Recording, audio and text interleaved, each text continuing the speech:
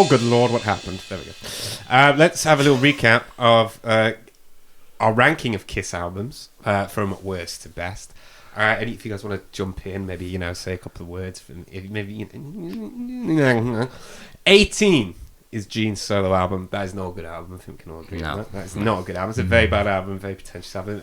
Next at 17 is Music from the Elder. A kind of concept progressive rock album. Again, not very good. No. Heart of Hell, which is, badly produced. It hasn't got great songs. The plot is strong with Heart of Hell. That's highlights at number 16. Number 15 is Rock and Roll Over, which might be, in my opinion, probably their worst album, in my personal opinion. It's a lot of the same, and it goes on and on and on. Not a good album. Kiss, Self-Titled, again, not a good album. Love Gun, one banger, but more or less the same. Peter's solo album, which is an undiscovered gem of an album, and probably should, maybe not number 1 anymore, actually. Probably not number 1. Number 3? Because of this album we're doing today, right? Mm-hmm. Oh, yeah. Sorry. Number 11, Dressed to Kill. Bad album. Not a good album. Animalize. I don't think I can remember anything about Animalize. Oh, good solos? Probably. Good solos. Good album. Good solos. Oh, no, Thrills in the Nights off that one. Yeah. That was all right. Overall, a bit of a better album. Asylum, overall better. Dynasty. Some good songs off Dynasty. Number 8, Dynasty. Number 8. Yeah. That's pretty high. Good stuff. No, we're not the good. We're getting into this. Is getting into like tolerable territory. Lick It Up. High moments. Very high moments, but then goes off a fucking cliff. Last three tracks. Goes off an absolute cliff. Destroy It. A little bit different. Classic album. Some decent songs on there. Overall, a better album. Paul's solo album, which is meh with some high moments. Ace's solo album, which is an admirable attempt, a good effort, and quite an engaging listen. Unmasked, their best chorus is on Unmasked. Yes, maybe one of their best best song. chorus. One of their best choruses. Perhaps. One of their best choruses. And number 2, Creatures of the Night, which is a pretty fine heavy metal. It's a cohesive heavy metal album with some really, really, really, really good high points. And actually, I would argue one of Paul's. I think probably Paul's best album. However, and number 1, Unmoved, and probably will be unmoved until today. Crazy Nights, which is a masterpiece, in my opinion. Well, we did have some things to say about it. Anyway, the background. Moving on. Well, what album are we doing today? Yeah. Well, we're not there to talk about any of these albums. We're here to talk about Hot in the Shade. Hot off the heels of the success of Crazy Crazy Nights, or Crazy Nights, sorry. Crazy Crazy Nights is the song, Crazy Nights is the album. Forgive me. Thank you. Kiss has very much become Paul's band at this point.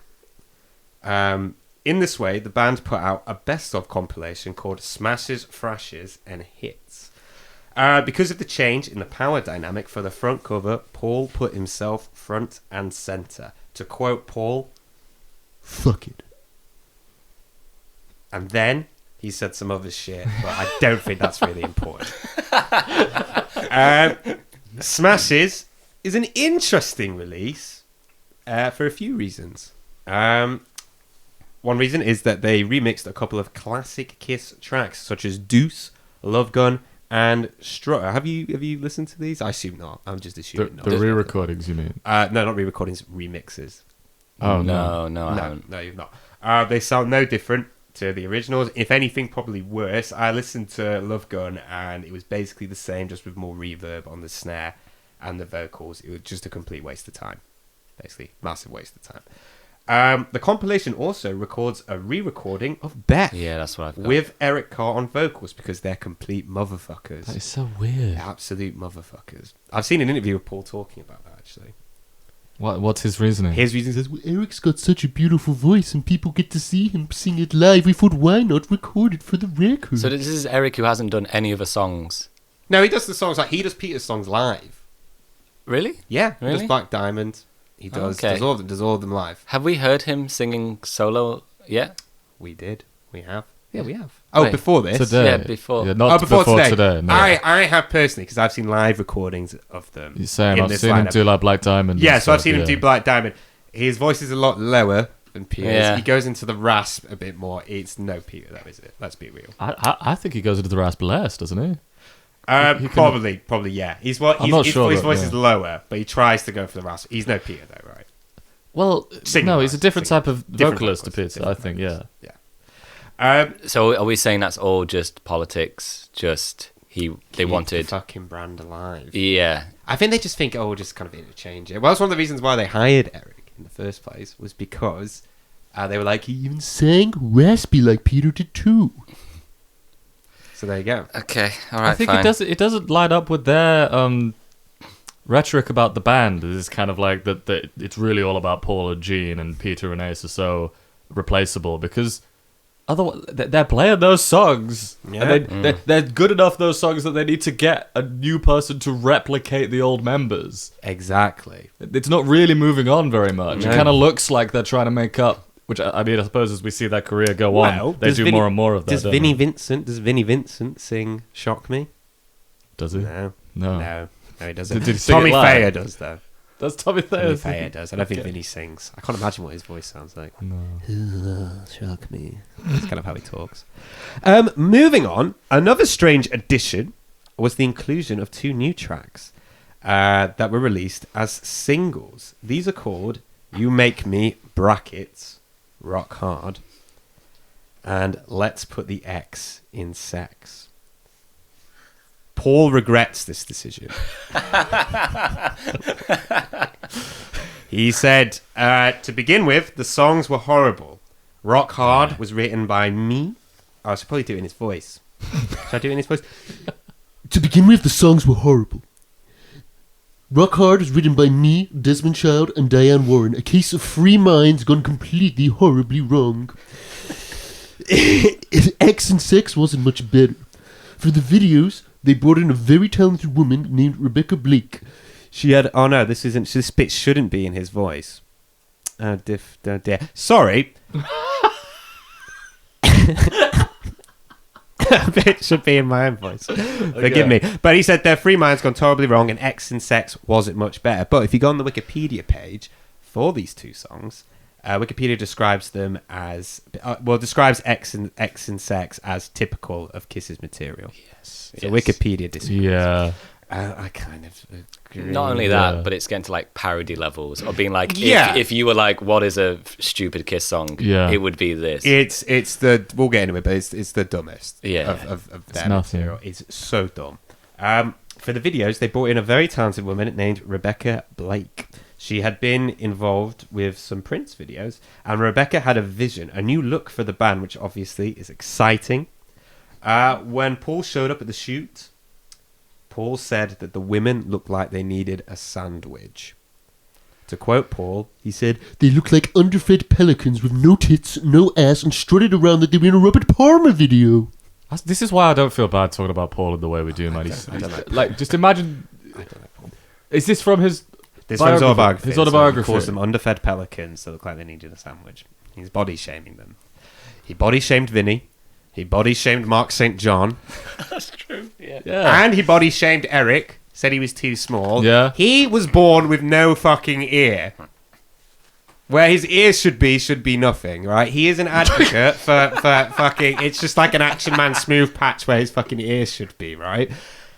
He should be an advocate.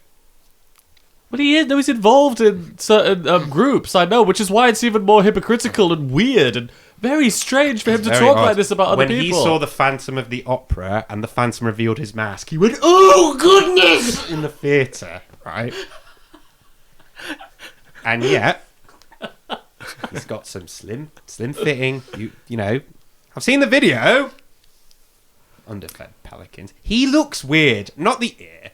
I don't know what his ear looks like, right? And I wouldn't criticise him for that anyway. That's how he was born. His birth deformity. I can't do it. They do not look like underfed pelicans. That is very, very mean. It's vain. Very as well. mean. It's very, sexist. very It's vain. horrible. It's so sexist. of the time. It dates him, and it makes him look awful. And for him and his PR team to let him put that in his autobiography, that's why I've got no sympathy, and I don't feel bad talking about him the way that we do. No, I don't. I think you look fucking weird, Paul. Even I've never seen your ear. I've never seen your ear, and I wouldn't give you shit for it. But your face is weird. Look, there's a picture of him right there. Right, the underfed pelicans are like me. No. Look like my face is wrapped in cellophane. Fucking, he looks like the face of Bo. Do you remember that from Doctor Who? The face of Bo. Like his face is like stretched, man. You underfed pelican. Can you imagine him showing up on the shoot? Somebody get this women a hot meal. A beef stew with flavorful broth, nice and warming. For these poor malnourished women. Are they from the third world? You prick. Anyway, enough of that. The women are not the issue with these videos, though, are they? It is Paul is the issue with these videos. Paul is the problem. Paul does acknowledge this, to be fair, but I think that what he's doing with the women is he's lashing out. Yeah. Very embarrassing. For me, it's very typical 80s music video where they just hire some models to do something, and that justifies a music video. If you know what I mean, like just have them sort of stand around. Well, I don't think. To be fair, they didn't normally do that in 80s music videos. They were kind of strutting around. You know, they do that the goose step thing. Really, like I feel as though it's very. No, they're more like Dance Sexily. Like you compare it to like Girls, yeah. Girls by Motley Crue or something like that, which is kind of a similar thing. I don't know. It's a the same vibe. shit. No, it's the same shit. It's the same shit. It's the same shit, Alexei. It's just sexist, put some ladies on display. I don't care what they're doing. Yeah, I think by them being models, it justifies. Like, yeah, just they there kind of being go, oh, it's okay, it's Yeah, okay. yeah. Yeah. Alexei's not sure. Yeah, I can't. I would argue there is a slight a hair marginal stylistic difference between what happens in that video. Well, whatever it it is, doesn't really it's matter. very boring. But Yeah. in any case, what I don't like is that he's, obviously he's embarrassed. Quite embarrassing video. I mean, it's about as embarrassing as All Night, but anyway. Yeah. But he's obviously embarrassed by this, and he seems like he's lashing out at these women. Yeah, basically. He's He had a might career have of an it. eating disorder. Yeah. I just don't think he's a very nice man. Anyway, Paul said that during the course of those videos, he wrote the textbook on what not to do in a music video. He also said, I mean, I didn't walk around on the streets in tights with bicycle reflectors sewn on them or body glove tank tops cut off just below my nipples. I've actually lost him. Yeah, I am lost. He What? says that right after that. He says, I wrote the textbook on what not to do in a music video. I mean, I didn't walk around the street. he goes into so much detail. You're like, what are we doing? Wait, I don't understand. Why is he drawing a line at this music video when we've had so That's many what in I'm the saying, past? All Night is bad. Yeah. Lick It Up is bad. This whole decade, they've been doing these videos. Yeah. Yeah. I do not see a particular difference between Also, this video how- and how the is other he It's one. more ridiculous in Tears Are Falling, I think. How the way is he's he like dressed. How is he being like nobody would walk around dressed like that when the Kiss's whole thing for so much of their career was dressing Be up? larger than life. Yeah, exactly. Larger than life. Also, I don't like him talking about his nipples. I have a picture of him kind of like, I don't know, I can just see him being very nipple orientated in the bedroom. You know what I mean? Like he likes his nipples being played with. Or he goes, I can't comment You know on what I that. mean? I don't know. I don't know. I could see that. Anyway, Anyway. X and Sex is. Have you seen the video? Sorry, yeah, obviously you have, right? Did you enjoy them? I watched them this morning. I cannot remember the difference between them both. Oh, okay. It's all the same shit. It's the same It's the shit. same shit. Yeah, not noteworthy. Like Yeah, that's the why. video- yeah. I wonder why he's talking about it so much. One was in like a circus sort of thing. Yeah, that's rock And he- hard. and he- Rock yeah. hard. That's when he kind of shimmies up. To very, to the- very what- gently. Okay, I remember that You bit. see it kind of trots along. You need to see the walk. To the, Yeah. Here I come. Yeah, I mean, I've written quite a lot about these videos.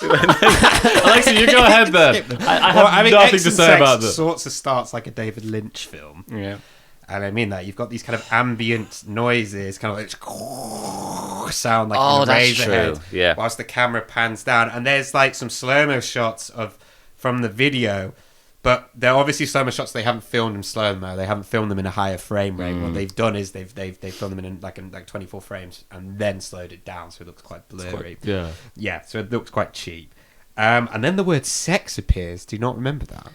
The word sex appears, and even the way it comes on is quite interesting, because you have the S and the E comes in from the side. It kind of zooms in. Look right there. And then the X kind of falls, cascades from the top and kind of pirouettes down, which is an interesting choice. Wait, watch. You'll see in a second. Look. Look at that. Sex. And well, let's kind of lay it over Paul. It looks like he's kind of kidnapping some woman. I agree with that. I do notice in the music videos for both of them, there is not as much emphasis on Gene as there were on previous. No, videos. that's true. One of my criticisms that I was about to put up, I'll skip it when I get to it. I don't think he learnt the songs. Yeah. You can tell he's just got the bass and he's just sort of prodding it and moving around and stuff like that. He's clearly not learnt the material. He wouldn't have played on them, though. Not at this point.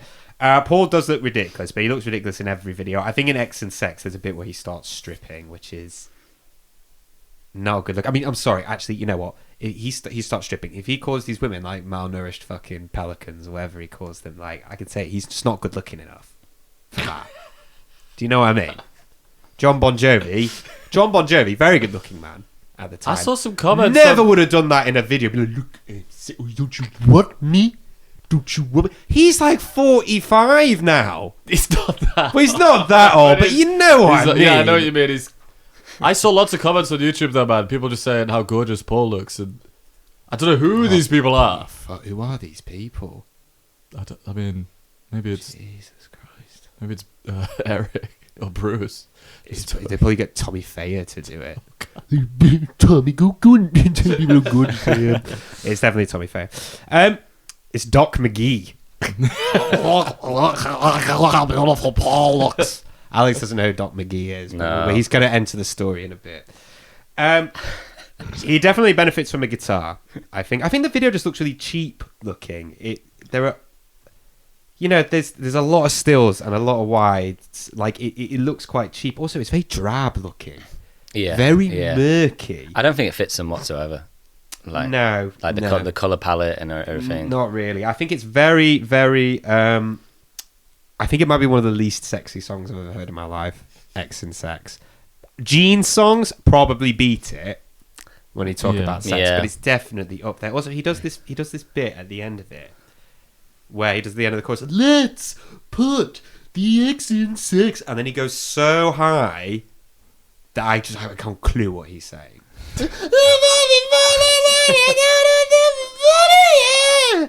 And it's too much. It's too much for him. These are half-baked songs. These are really... These are... Yeah, the fact three co-writers on one of them. And one of them co-wrote Turn on the Night, I think, actually. Let me just double-check that. Sorry, Alex, say what you were going to say. I just... The fact that both of them sound like they do, very similar, both just double entendre sort of stuff. Yeah. And I think they were told, you need to put out some singles to help us sell the compilation album. I don't think they put any thought into it. I think written in one day, if that, and got out. Is this a usual thing, by the way? It was co-written by the same person that wrote Turn on the Night. That is shocking. Yeah. Is that a usual thing of like creating a single to push the compilation album? It's happened before. It's not. It's not hugely common. I've heard of it done before. Yeah, it's not common. They did two. They started the compilation album with those two. Is the purpose for get people to buy the compilation album, or is it like to get people to notice the single? Do you know what I mean? Like, which one's doing the heavy lifting? I think it's more thinking about like the completionists, the hardcore fans who are like, there's new Kiss tracks. I need to hear every Kiss track. Yeah. I think that You Make Me Rock Hard is slightly better on both fronts. I mean, obviously the video has high production values. There's some dolly shots and stuff like that. It's more colourful. There's a lovely shot of Paul Stanley's ass at the beginning, which is sort of jiggling around. That's very nice. Again, Gene has clearly not learnt the song. again, they're doing the slow motion thing again, where they haven't done it in the right frame rate. It's just really dumb. Like, it's not hard. I think the song is slightly better, not by a lot. I think the bridge is all right. Yeah, I like the bridge of that one. Yeah. Both songs, they try to tag the chorus. So they'll be like, let's put the X in sex. Love's like a muscle and you make me really wanna flex. And then Let Me Rock Hard is you make me rock hard, something. Love's like a glove and it fits just right. They're such similar songs. Really similar. That's what I'm saying. Really I think written similar. the same day. They both had the same idea. Well, Paul Stanley and Desmond Child worked on both. Darren Warren only worked on You Make Me Rock Hard. You can hear Cowbell, though. Cowbell's back on You Make Me Rock Hard. So Peter will be very pleased when he watches that on MTV. No, he'd be more like, did you hear what they were doing? They stole it from me. I invented the cowbell. He doesn't watch MTV, though, probably not. I imagine he watches like horse racing. So that's more Peter's speed. That's something. I was amazed at the view count on both of them. Yeah, high. 15 million on X's Sex. That's fucking crazy. Anyway, after that disaster, that complete waste of time, after that was over, focus began to shift towards the next album. According to Gene, they were making more money than they had in the 70s. To quote Gene, gone were the excesses of management perks, inefficient stage designs, and expensive recording sessions. In 1989, he had found an inexpensive demo studio. Emphasis on demo studio. That'll come up. Demo studio. Not a proper studio, a demo studio. So, is there a reason for that? Why? Because it was done for a fraction of the usual costs with no producer fees involved. Because that's explaining it was this. done for it was done cheaper, and Paul and Gene produced it. Gene neglects to mention in his autobiography how this affected the album's overall quality. He just goes, "It was genius. We cut out the middleman and saved a fortune." Well, what does Paul say? Paul doesn't actually mention that. So, Okay. Oh, no, he does. He does mention the overall quality of the album, but we'll get to that later. Okay, we'll get to that. later. Basically, they recorded demos and sort of spruced them up with overdubs. That's basically what happened. Some of Eric Carr's drums were not used. Instead, they kept the drum machines from the demos, which is quite sad, and we'll get into why that's quite sad in a bit. Now, without giving too much away of what you think of the album, can you tell from this album, from listening to it, this is kind of like demos with some sort of spruced, kind of zhudged up here and there, with a bit of creme fraiche on top? Yeah. But I will say, the string of albums that we've had for quite a while, it hasn't been incredible production from start to finish. They're not a band I would go to. They're not producers' band, though. Yeah. No, they're not producers. So I just think, I mean, I get that is a point, and you do hear it on the album, but I don't know if I'd start on other things when it comes to this album, when it comes to quality. Yeah. What do you think, Alex? Do you think it's a bit... Yeah, I don't think it's like a huge jump in quality either way. And it is a lot of like very similar sort of things that we've heard before. It wouldn't have been the first thing I pulled out. Okay. Gene wrote 2 songs for the album with Tommy Thayer. Remember that name. Tommy Thayer. Is this his first entry into the Kiss story? Yeah, he kind of enters the narrative at this point. It is important, his name is important, so remember it. Gene had produced Tommy Thayer's band, Black and Blue, and when they broke up, Gene had basically, from what I can tell, basically started grooming him. I'm being serious. I don't know the exact quote, but I remember listening to his autobiography, and he was like, I phoned Tommy up one day and I said, "First you're going to clean my gutters. Then I might ask you to do a few things. You're going to say yes, and who knows what could happen." That's such... He fucked him. It totally matches up with Gene on this album, by the way, like this sort of idea. Yeah, it does. I think it's well dodgy. I don't know anything about this Tommy Thayer, anyone by the way. found me and went, "First you're going to clean my gutters. But in my car. Then you might answer a few letters for me. And in my towel, I I'd really slip don't. down and Hey, you're pretty good at sucking dick there, Tommy. You're pretty good at sucking dick there. I don't like the sound of that at all. It's not a. I think what But I don't know. I could be misquoting. I've not written the quote, but I do distinctly remember hearing that and going, "Oh God." I think he thinks that reads so well and so cool. I think he thinks he sounds like a real businessman when he says that. Like, yeah. kind of. Well, he had to earn the right to up by work his with the bootstraps. band. And then I turned him against his family. And completely separated. They would phone up the house. Tommy doesn't want to speak to you right now. Tommy's very busy in the garden. Those hustle people, they think it sounds very like inspirational when they talk about how cruel they are. So I think it's Oh dear. Yeah. Anyway, this album. I know Tommy was probably. If you see, sorry, get back to it. If you see what Tommy Thayer is like now, it's almost like Gene had this plan from the get go. That the end goal was like, I will morph him into my own image. And he will learn all of Ace's solos. I will groom it. It kind of makes sense. Do you know what I mean? Sort of makes sense in a way. Because he's very much a yes man, but we'll get to that. we'll get to Tommy. We'll get to Tommy later. This album does have a hit on it. Forever, which I underlined. Which made it into the top 10, which for Kiss in 1989. Yeah. Very good. Pretty fucking good going. Now, the song was co-credited with Yep. Michael Bolton. Michael fucking Bolton. Yeah, what a match. Because of this, Paul said that people pegged it as a Michael Bolton song. Paul does not take kindly to this. Really? No, he does not. He said that after An all too brief writing session at the Sunset Marquee, Michael had so little to do with it that once it became a hit, he asked the Kiss office to fax him over a copy of the lyrics. Only then did he start performing the song live in concert, introducing it as a song he wrote for Kiss. I need to take more breaths when I do my impression of him. I sort of run out of steam at the end. Forever, not to give too much away, sounds a fucking lot like a Michael Bolton song. Absolutely. I'm amazed Paul could even say that. Yeah, come on. This is a I can Michael Bolton hear it. song. Yeah. I can hear it. And he Kiss would've- have no other songs that sound like that. No, and he would have sung it.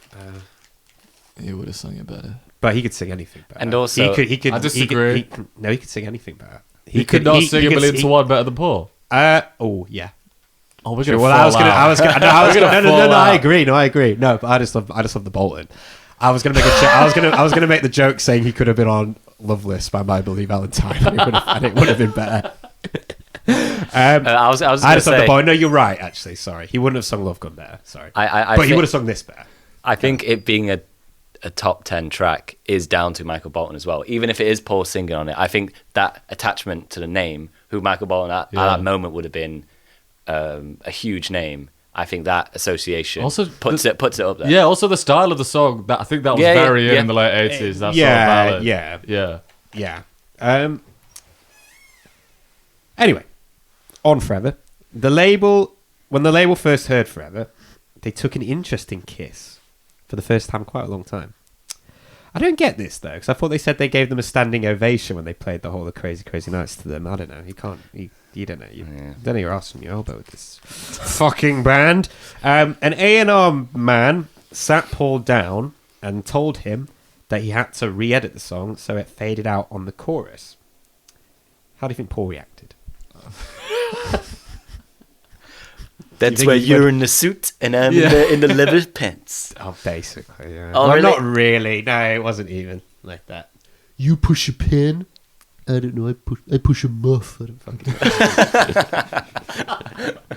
don't Fucking know. What did he say, Alexei? He said, I was doing this since before you were in grade school.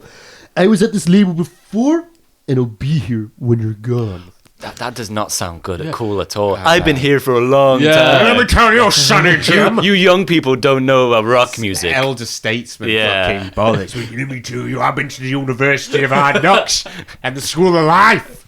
I'll be here when you're dead in the ground. And I'll be dancing on your grave. And a dancing in your face is the line here. Fuck yourself. According to Gene, the ensuing tour was a big success. They had a 40-foot Sphinx on stage, which would shoot flames out of its eyes or mouth or nose. Well, it doesn't have a nose, so it shouldn't be a nose. It doesn't fucking Out of its matter. face. Doesn't get out of its Yeah. shot cum into the audience. For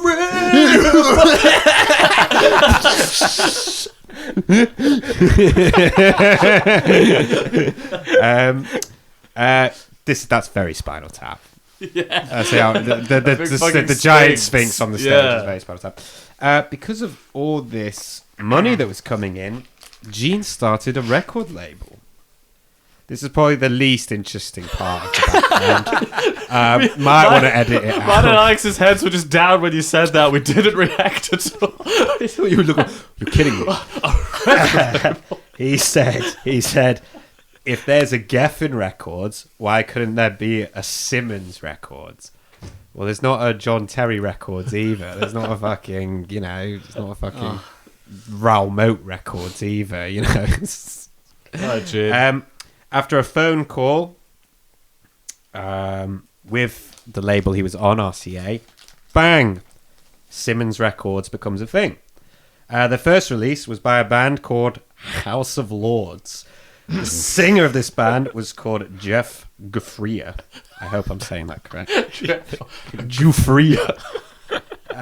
Gene told him he would only sign his band if he had complete control over everything, from the look to the name, Oh my God. everything. Said, first you'll come and clean my gutters. Yeah. Here, God. wear this. He's basically like, give away all your artistic integrity to Yeah. me. He didn't like their original name, which was Giuffria. So he made them change their name to House of Lords, which was a name he owned and had trademarked. He went out of his way to trademark the name House of Lords for a band. Fucking hell. Under his direction, the album went to number 1 on the UK import chart. I do not know if that is good. I don't know if that's I don't know what the UK import chart is. It didn't go to number 1 in the UK, but I did Google the album House of Lords, and what he neglected to mention is that it went to number 78 in the USA, which he did not bring out in his autobiography. So essentially, he destroyed this guy's life. Yeah. He got him to hand over his art to him and just ruined it. Did well in the import chart, though. He went to number 1 in the UK import chart. During the tour, Paul was in a car accident.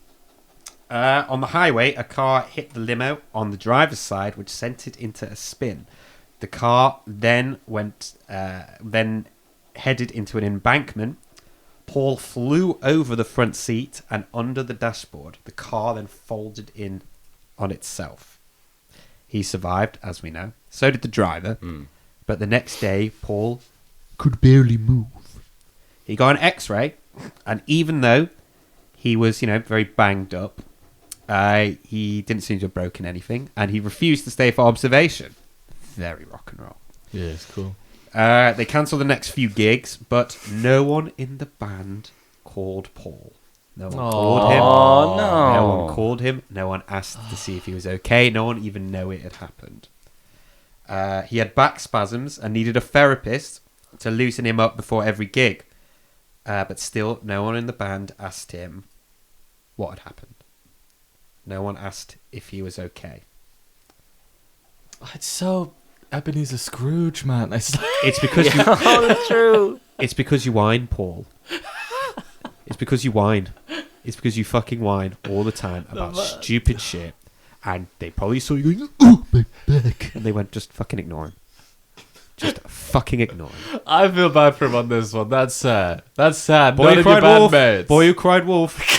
Danny. Can you imagine sitting next to him in a hospital bed though, and just him? Oh, you have no idea. Oh, my back. Oh. Fucking shut up. Shut up. Do like the heavens on fire.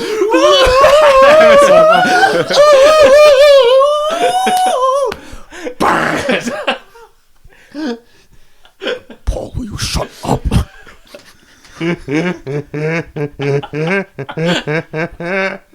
Followed on about so many anecdotes about the nurses that work there. Yeah. Big titties. She came in and she looked like a fucking twig. Don't worry, I gave her my love guns. Yeah, it's because you whine, Paul. That's why. It's because you whine a lot. A lot of songwriters, past and present, that have been involved with Kiss, have, rock up on this album, which is kind of interesting. Past and present. Just to name a few, we've got not only Michael Bolton, he's new. Holly Knight, again, written with them before. Vinnie Poncier, again, is back on this album. He has a couple of co-writes. Adam Mitchell, who co-wrote Danger and Creatures of the Night. Okay. He's back. There's a lot of people on this album. There's a huge plethora of songwriters. Again, there's a lot going on here. Bruce only has one co-write, which is interesting. The album was released in April 1989. This is the only album where Eric Carr is on lead vocals. Yep. And again, this showcases an attempt once again to achieve a rawer sound. Gene said in an interview, I don't know the exact quote, that this album, well, this is like when he's trying to sell it, was a return to the streets, the kind of more street sound. I feel as though we've had this every album. Yeah. It's like every other album. I know, it's every other good album they make. They have to then make another return to rock and roll. The rawness. It's like the rawness of what is it that doesn't suit you, and you're not from the streets. Return to the streets. I know. The streets, were they ever in the streets? No, even the maybe. early albums? Basically, So Peter and Ace, maybe. Basically, maybe. Guns N' Roses have happened. That's kind of it, isn't it? Yeah. Guns N' Roses have happened. Yes. And then it's like, And we need to change. And you know what they're like? They're always watching other bands from the sidelines going, ooh, we need to do that. And the music scene is changing. When we're in 1989. Yeah. I mean, things are shifting in like the perception of bands and how they're presenting themselves. And I think being the big tour band, no matter how good you look on tour, I think people are caring less and less about that, maybe. Perhaps. I wasn't really listening to what you said, but perhaps. Sorry, I was looking at my notes for the next part. I agree, Alex. No, but Yeah, no, I think you're right. like I think that's why the constant sort of like we've got to return to the streets, because I think at that time things are becoming more, I don't know what to call it. Well, because we're about to get a very big change. Yeah. in the I think mainstream. things are prepping to that. I think in a moment. way, Guns N' Roses was not getting into rock history in general, sort of getting people ready for a big change. Yeah, there's definitely an edgier Yeah. look on the horizon. Yeah, well, you're listening, Alex. Yeah, I was listening.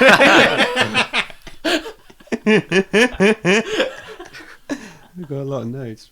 Don't fall like that, man. you like got ripped out pages and you Look at all the arrows and like link it back to this point. Are you seeing the web that is occurring? It's all coming together. We have 15 songs. It is Kiss's longest album. It is. It is an hour long. Yeah. This album is an hour long. It is longer than Dark Side of the Moon by Pink Floyd. It is longer than OK Computer by Radiohead. It is longer than The Queen is Dead by The Smiths. It is longer than Loveless by My Bloody Valentine. It is longer than Untrue by Burial. It's a long album. Nearly twice as long as Untrue by Burial, because I checked the runtime. It isn't that long an hour. Like for some artists, hitting an hour. It's relative. We'll get into Well, more. that's what I was going to say. Yeah. Relative to That's the Alex's point. Like, on paper, 58 minutes isn't crazy for an Yeah, album. yeah. Depends what it is. But it's the Yeah. fact that they Depends what chose it is. this album to be the Yeah. long one. Not the concept album. No. No. Concept albums shaves 20 minutes off this.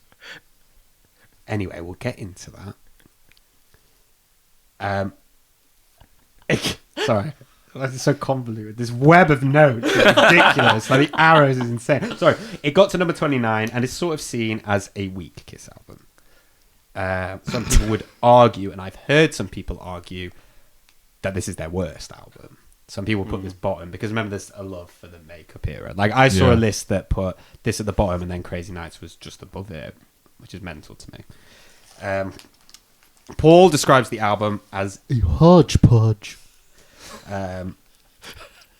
it's not a very well represented album either in their set list. Forever, which is actually I think one of their biggest hits. When you think about where it charted and stuff like that, they don't play it live really. From what I can tell, I haven't seen it come up in many sets. They don't play the correct instruments as a four-piece to play it live. It would be Yeah, but they'd find a cheat. They'd find a way. You're to cheat. right. You're right. They, you know what they're like. They Yeah. cheat. Like they do like Beth Live and stuff like that. That's true. But the real question is, none of that shit is important at the end of the day. What is important is the cover. Yep. In my opinion, I think this is the most Spinal Tap. Going back to what we were saying about the stage design, I think this is the most Spinal Tap cover we've had yet. It is dumb and lazy. This cover is dumb and lazy. Also, for a band that prides itself on marketing, where's the Kiss logo? Yeah. It's true. Where's the fucking logo? Look at this fucking thing. There's no logo. You would not know that was by Kiss. In a million years, you would not know that thing was by Kiss. At all. At all. Like, in order to capitalize on basically your biggest hit in ages, which is Forever, right? Or your biggest hit in Forever, no pun intended, then you should probably make it clear that this is a Kiss record. And it's got Forever on it. Like, at least with The Elder, it had the Kiss logo and you knew it was a Kiss record. But even without the logo, even without the logo, if they had the members on, that might work a little bit better because the members are relatively recognizable at this point, particularly if you're a fan. But instead, you're sort of left with this kind of novelty postcard kind of artwork with no logo. And, you would never ever think this was big by the band. This is very weak. This is very, very dumb. This is very, very, very lazy. It's bad marketing on their part. It is not good. I did have a note where I said it might be improved if they put the Kiss makeup on the Sphinx, but I thought, no, that's dumb. I did not include it. Anyway. What do you guys think? Alex, what do you think? I think we seem like we're on the same page. Yeah, I wrote it's a boomer Facebook post of a cover. Yeah. Like, that's a good shout. It's just this, not linked to anything. That it's like, it's so hot, even the Sphinx is wearing sunglasses. Is it street as well? Yeah. Oh, Or is is it street, or is it a boomer's mug? Very good Basically, point. it's like a boomer's mug. Right. We've had this real steady decline from the album covers. I mean, gone are days like Creature of the Night, which I don't know would like grab your attention or something. If you saw this, you wouldn't know what it sounded like. You don't know what to gain from it. It links nothing in with the album itself. It doesn't look like an album cover. Yeah, like I say, it looks like a crappy postcard. It does. I've seen somewhere, I'm not sure if it is, but also the back is. The back's got them in it. I used to have this album. Is the back on them for wearing sunglasses? Yeah. Like that. Yeah, that's them. That's one of their better pictures they've ever taken. But they just don't look cool. They look no, but in a sort of theme I think of this album, which we'll get to later. They're sounding old, and they're sounding the way they're presenting themselves like this. It's sort of something like your uncle will send you, being like, "Isn't that funny? He's got sunglasses, but he doesn't have a nose. How does that work? It's got greeting card all over it. That's what I'm saying. Greeting card. There's no personality here. No, I think it might be the worst. It might be their worst cover. I mean, I know like Heart and Hell is just fucking all over the place, but it's getting. Well, that's trying you something. could push me to say this is their worst cover. I think this is carry on, Danny. So what were you saying? It is their worst cover. I am sure this is their worst cover. I think it's shit. It is just I'll make it more simple. It's just really visually unappealing. I think we've complained before about like how humorless they are as a band, especially since Ace and Peter left. And this kind of shows why. This is them trying to be funny. It's nothing. No, I don't get the joke. Let's get into the album itself. Track 1. Rise to It. This is a Paul cut. I don't like this. I think the slide steel body guitar is just not my thing. It just comes in at the start. I mean, yeah, but in retrospect, that's kind of a saving grace because at least you're like, well, that's something a little bit different. Yeah, I guess. A little bit different on this album. I mean, this is just Paul. It's not giving it 100%, is he? No. Is he? This feels like quite a step back in time for them. It's just nothing. It's just nothing. This is nothing. This was released as a single, and I think that speaks volumes. Yes, this was the first fucking single, I think. Music video and all. It had a music video and everything, and I think that tells you a lot about the album as a whole. That this was released as a single. Oh no, it was the third single. Sorry, my bad. But the fact that it was released as a single, I think, speaks volumes about the kind of the overall quality of this album. But in the wider spread of tracks, it does have more hit potential, which is really bad because this is, I mean, it's one of the more polished sounding tracks, but it still sounds kind of a lot worse production wise, I think, than the other material. I think they confuse raw with bad sounding, and I'll go into the theme on this album. Yeah, and I'll go into that later on. It's kind of in my conclusion into more detail. This is just so weak, a single from Paul. It's very unmemorable. It's very, very lazy.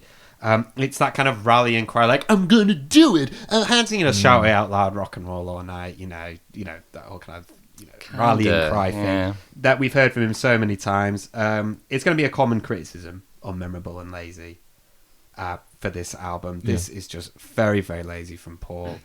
Not great. Danny, what are you saying? Yeah, I agree pretty much with that entirely, Alexei. I thought, the fuck is this when the steel guitar comes in at the start?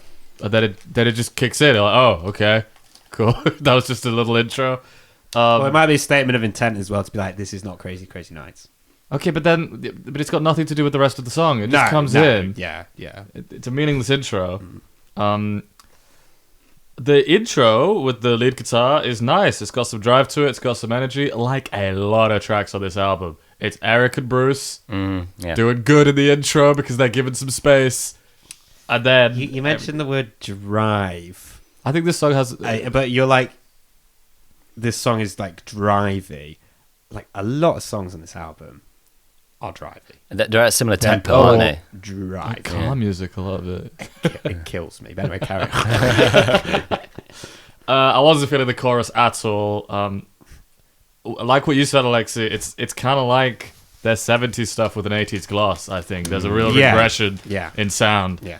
And that's not a good thing.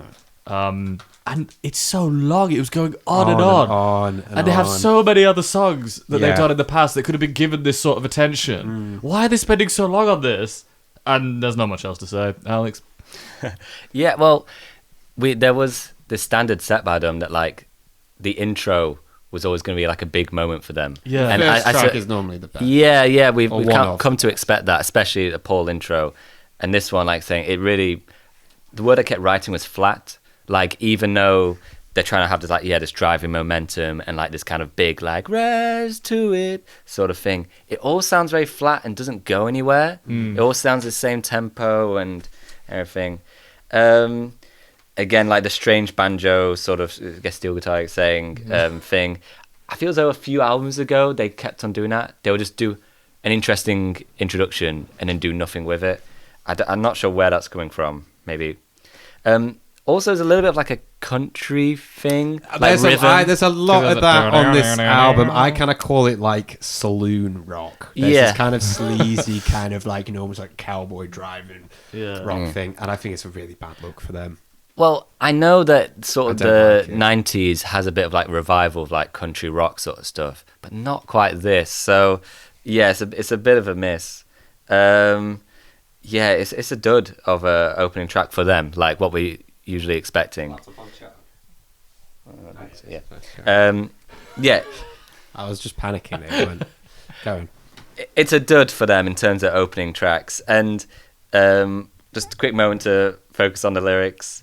I think Paul here just sounds so desperate when he's doing it. Like, I know part of it is like, oh, you can do anything sort of thing, but it very much sounds like he's talking to somebody and he's like, come on, baby, give me a chance. I'll rise to it. Well, he's got that horrible line where he's like, When you lie in bed with me, and know I'm gonna rise to That's it. exactly what I'm talking about. He fucking submitted his double- CV to her. Like, double entendres.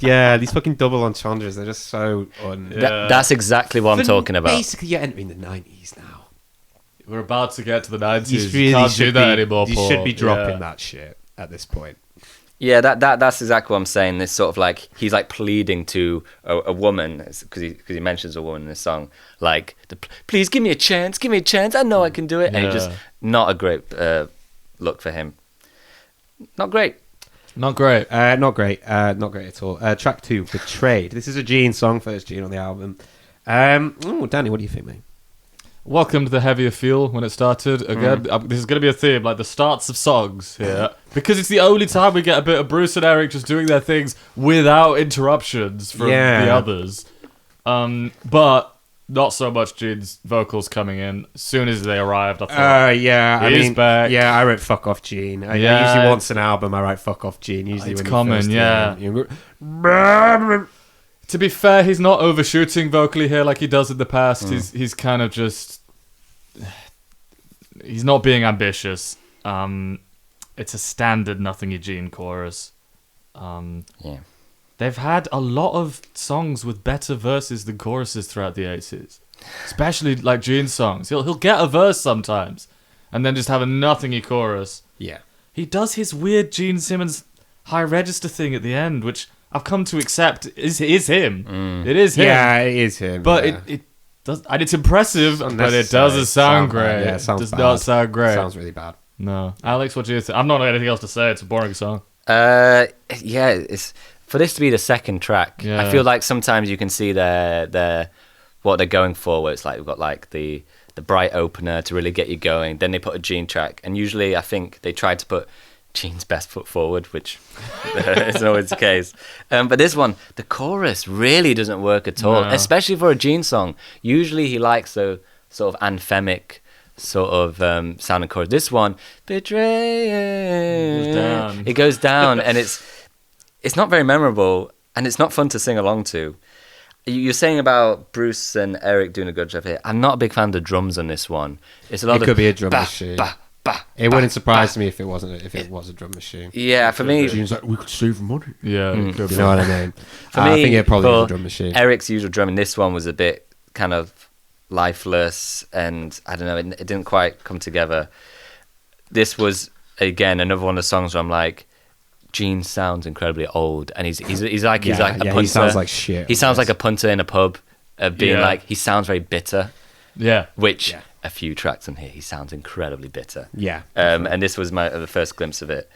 Really forgettable for the second track. So I haven't got much to say about it. Alexei? Yeah, I mean, I just thought this sounds like shit when it came on. He's singing in a dumb way again, and I was hoping that we were sort of done with that after Crazy Nights, because actually I think he figured out the best way to sing for him, which is kind of less is more, a bit more laid back, a bit more clean, and it was nice and it worked. I felt.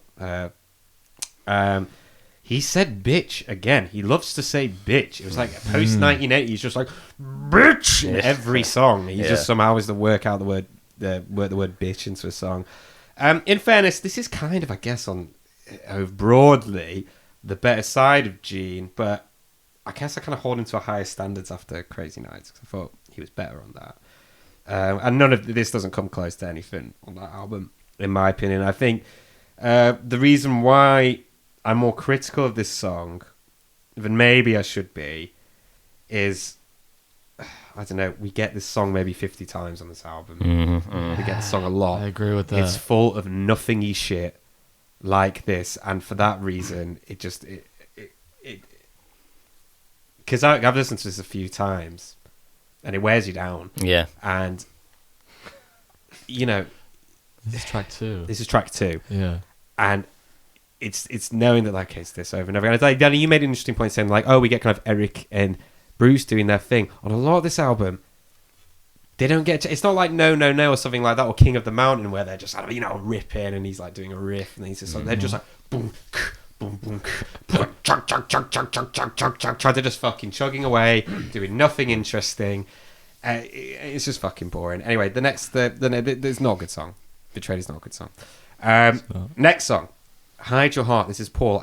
You might not know this, Okay. but this was actually written for Bonnie Tyler originally, and she does a version of it, which I've not heard actually. I probably should listen to. I've but heard Paul it. kind of was like, I wrote the song.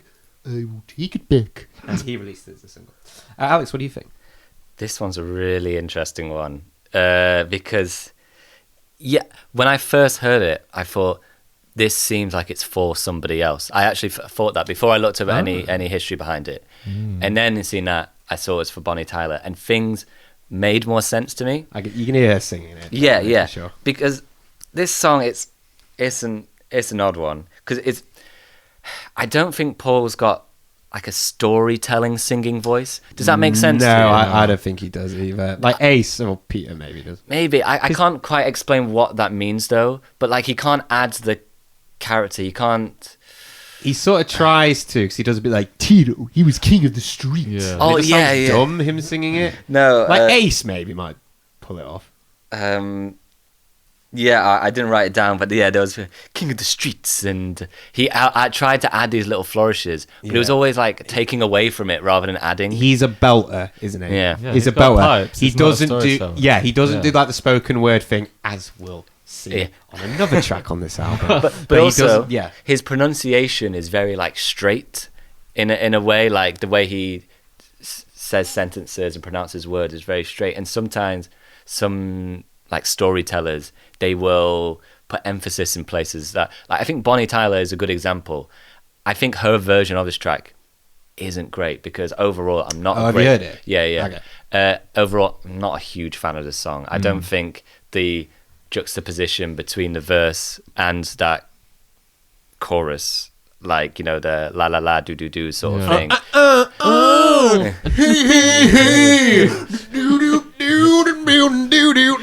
Yes, that one. But when you hear Bonnie Tyler do I'll it, get this out of the way right now. I think that bit crushes, but carry on. I mean, it's catchy. We've been singing it around today, but for this song, it doesn't quite hit the nail. But I was gonna say, when Bonnie Tyler sings it, she just has a way with her singing where she adds a bit more sort of mystique or allure to her songs. For it suits better for like telling the story that this is trying to tell. But that part, the la la la do do do is still, I don't think they work together well enough for me. So I think this is actually kind of like a nice attempt, but it doesn't fit Paul, and I don't know, could have somebody else help with the chorus. Alexei, I feel like I think this is the best song on the album, No. but no, I don't think so. This either. sounds- Top 3 or so. but- maybe. Yeah. 3. Yeah. 3. Let me just have a look. That is amazing. Well, Sorry. say what you think. Anyway, Alexei. so this sounds rubbish again. Like, it just doesn't sound good. But Paul is way too quiet in the verse. The drum sound is terrible.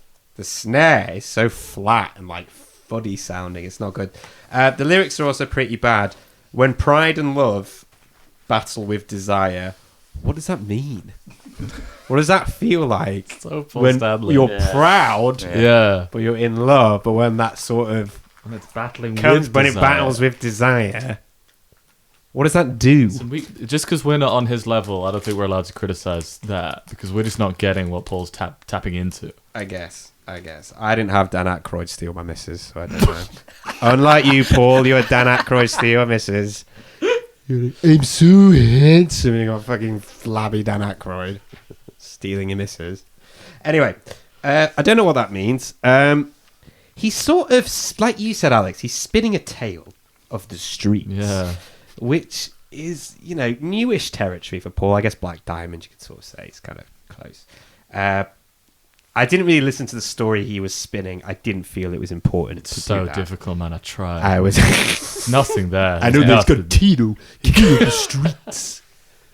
The tag at the end of the chorus, though, the hey hey hey, do do do do do, I think is one of their best hooks, and I'll fight you on that. It is very catchy. You just gotta take it to the nth degree, man. Like it's good. It's catchy. fine. No, it's not. It's fine. Very it's catchy. fine. It is very catchy, and I think it supersedes the production, and it makes it a lot more memorable. The whole thing, though, I think sounds like a bit of a first draft that has a, you know, where I think a producer would probably say, right, the tag at the end, that I want, hey, hey, hey, take that, work around that, build it off that. The rest of the song could probably go. Also, I'm getting really bored of fade outs on the chorus with Paul just fucking wailing. It was impressive, but he's done it pretty much every single album since Creatures of the Night. On most songs, it's and he's like, and it's every song, and it's like a little of that goes a long way. We know you can sing. You're a great singer. You know, it's a shame about your shit personality, but but you are a great singer. Okay, you don't have to do it every single song, and it's every single track, and it just seems like a cop out at this point because they know it works and they know he can do it, and it's getting too much for me. I can see that. I do just think they're the sort of band that has to just use what they have, though, in a sense. In a sense, yeah. But the more he does it, the more it depreciates, and the less enjoyable it gets. Maybe, but it's just... So, for example, the way he does it here is not as good as the way he would do it on Million to One. It's not as good as the way he would even do it on a song like I'm Alive, which isn't even that great. It's not as good as he does it. So when he keeps consistently doing it, you're just like, that is depreciating in value now, that thing that you do, because I get that's that thing. It's not just him, it was also Gene. Remember when Gene first started to like do those sort of weird high notes at the end of his track? We were like, whoa, yeah. But they did it every single track. Yeah. Completely depreciates. So overall, I think this is one of the best songs on the album. Probably is the best song on the album. But that is not saying much, in my opinion. Danny, your feelings? I mean, I sort of agree. It is one of the best songs on the album. But it's not saying shit. It's not saying so much. I put, better chorus, but no rocket sauce is what I put, Alexei. I thought it's like... Yeah, that's true. Yeah, it's a better... But that's a really good way of putting it, actually. I thought... And again, I like the intro, because we got some Bruce. A lot of good intros here. His voice sounds kind of different. I couldn't put my finger on it. Something a bit different about Paul's voice on this one. I don't know. Maybe it's the storytellingness to it all. Yeah, probably they were just like, don't give too many flourishes, play it more flat and straight because you're telling a story. Paul's better at singing big moments he's than he is belter. Subtlety. He's not a subtle singer. Yeah, he's a belter. No, you don't want to, be like Meatloaf doing a song like this. It doesn't work, does it? You know what I mean? I thought, am I just phasing out more, or is Bruce getting a lot less space to rock out? I think this is one of Bruce's worst albums. Well, but his solos are nowhere near as good. Oh no, I thought the solo here was really good, but it was so short. There was nothing. Yeah, there's very little to it. No, I thought when we get little bits of Bruce, that's why I'm loving these intros. That we're getting more intro soloing than we are actual like middle eighth soloing in some songs here. Which is why I like the intros. I tried to listen to the story, but there's nothing there. And I thought it was quite funny, especially the bit that you like, Alexei. It's quite a funny song. Yeah, but that will stick to you like a fucking tumor. So I think that's everything I have to say about it. It's fine. It's fine, and that's the high point of the album. There's a couple of points I like more. I guess you're going to disagree. I'm curious, are they bits in songs or like whole songs? Probably bits in songs. Okay. Right, Prisoner of Love, Gene. Already I'm thinking this could have been cut. Yeah. I'm getting a sense after 4 tracks of the overall kind of spread of songs, and I'm already saying this could go. If this is on it and it's an hour long, it's way too baggy already. You feel me? Like, I went for a shit, and I left this on in my headphones, and I was listening to it whilst I was having a shit, which marginally made it better because I was having a poo at the same time. That made it feel better, as it would do. And this song finished, and then I came back and returned to my notes, and I said, I should probably rewind it, listen to it again, and rewind. I just thought, fuck it. Like, this is... Again, this is the better side of Gene, but he still has no ear for melody. No. And he still loves the kind of like doing that that's it. shit, and he keeps doing it like ever since Creature. He just a few times on this, and it's getting very annoying. This is just very, very, very, very, very forgettable. 15 songs on an album, and this made it is a scary thing. Danny, what do you think? Another great intro. Like the intro. What is the intro? What is it? I don't remember, but it'll have Bruce shredding on it. Oh, right, every okay, time I I say get it. that, what I mean is... Yeah, snippets, just little Snippets. bits. Yeah, Bits, no, but yeah. he's not... You're right, Alexei. He's not getting given, like, He's not a giving lot moments. here. He's not giving moments. So I'm very precious of when we get some Bruce shred or some nice Eric moment. In fact, the solo in this one, it breaks down and it's just drums and Bruce. I'm scared to say Eric and Bruce. Yeah, because with the wah, frankly, with the his wah. drums are so heavily produced, you can't tell if it's a drum No, machine. no, or- you can't, you can't, So you can't. either it's Eric and Bruce killing it, or it's the wonderful drum machine and Bruce killing it. It's the best part of the song. It just breaks down. There's no bass. it's the There's no wah. Yeah, with what he uses wah well on this album. Yeah, I yeah, he thought. does. But you're right, Alexei. This song's nothing. It's just the chorus just passed me by. I thought that cannot have just been the chorus now. No, Especially it's- after the last song. No. So I'm just, we've already said everything. 'Cause my notes just say how good the wah is. His tone's really nice. Gene's highs are getting more funny and quite grating. They're getting quite really annoying. grating. He does it. Up His some voice big is ones at the grating end. anyway. Yeah, Do you know what I mean? That's why I liked Crazy Nights, because he was just not was- trying he was anything. He bullheaded, was just yeah. like just singing a melody, and I liked that. yeah. Yeah, It's not a good song, Alex. What do you not a think? good song. Carry I'm on. done. I've got a quote about this song which I think Oh, hello. explains a little bit. From Bruce, I believe. We originally did a different version, like a more Where is mid-tempo. this? Where's this? What's this from? It's from some magazine. I found a website that has like quotes from Kiss. I'll show you later. You'll love this site. I would, yeah. We originally did Why it. would anyone ask him about this? Alex, Who's what did not of Bruce law say? that tell us about that?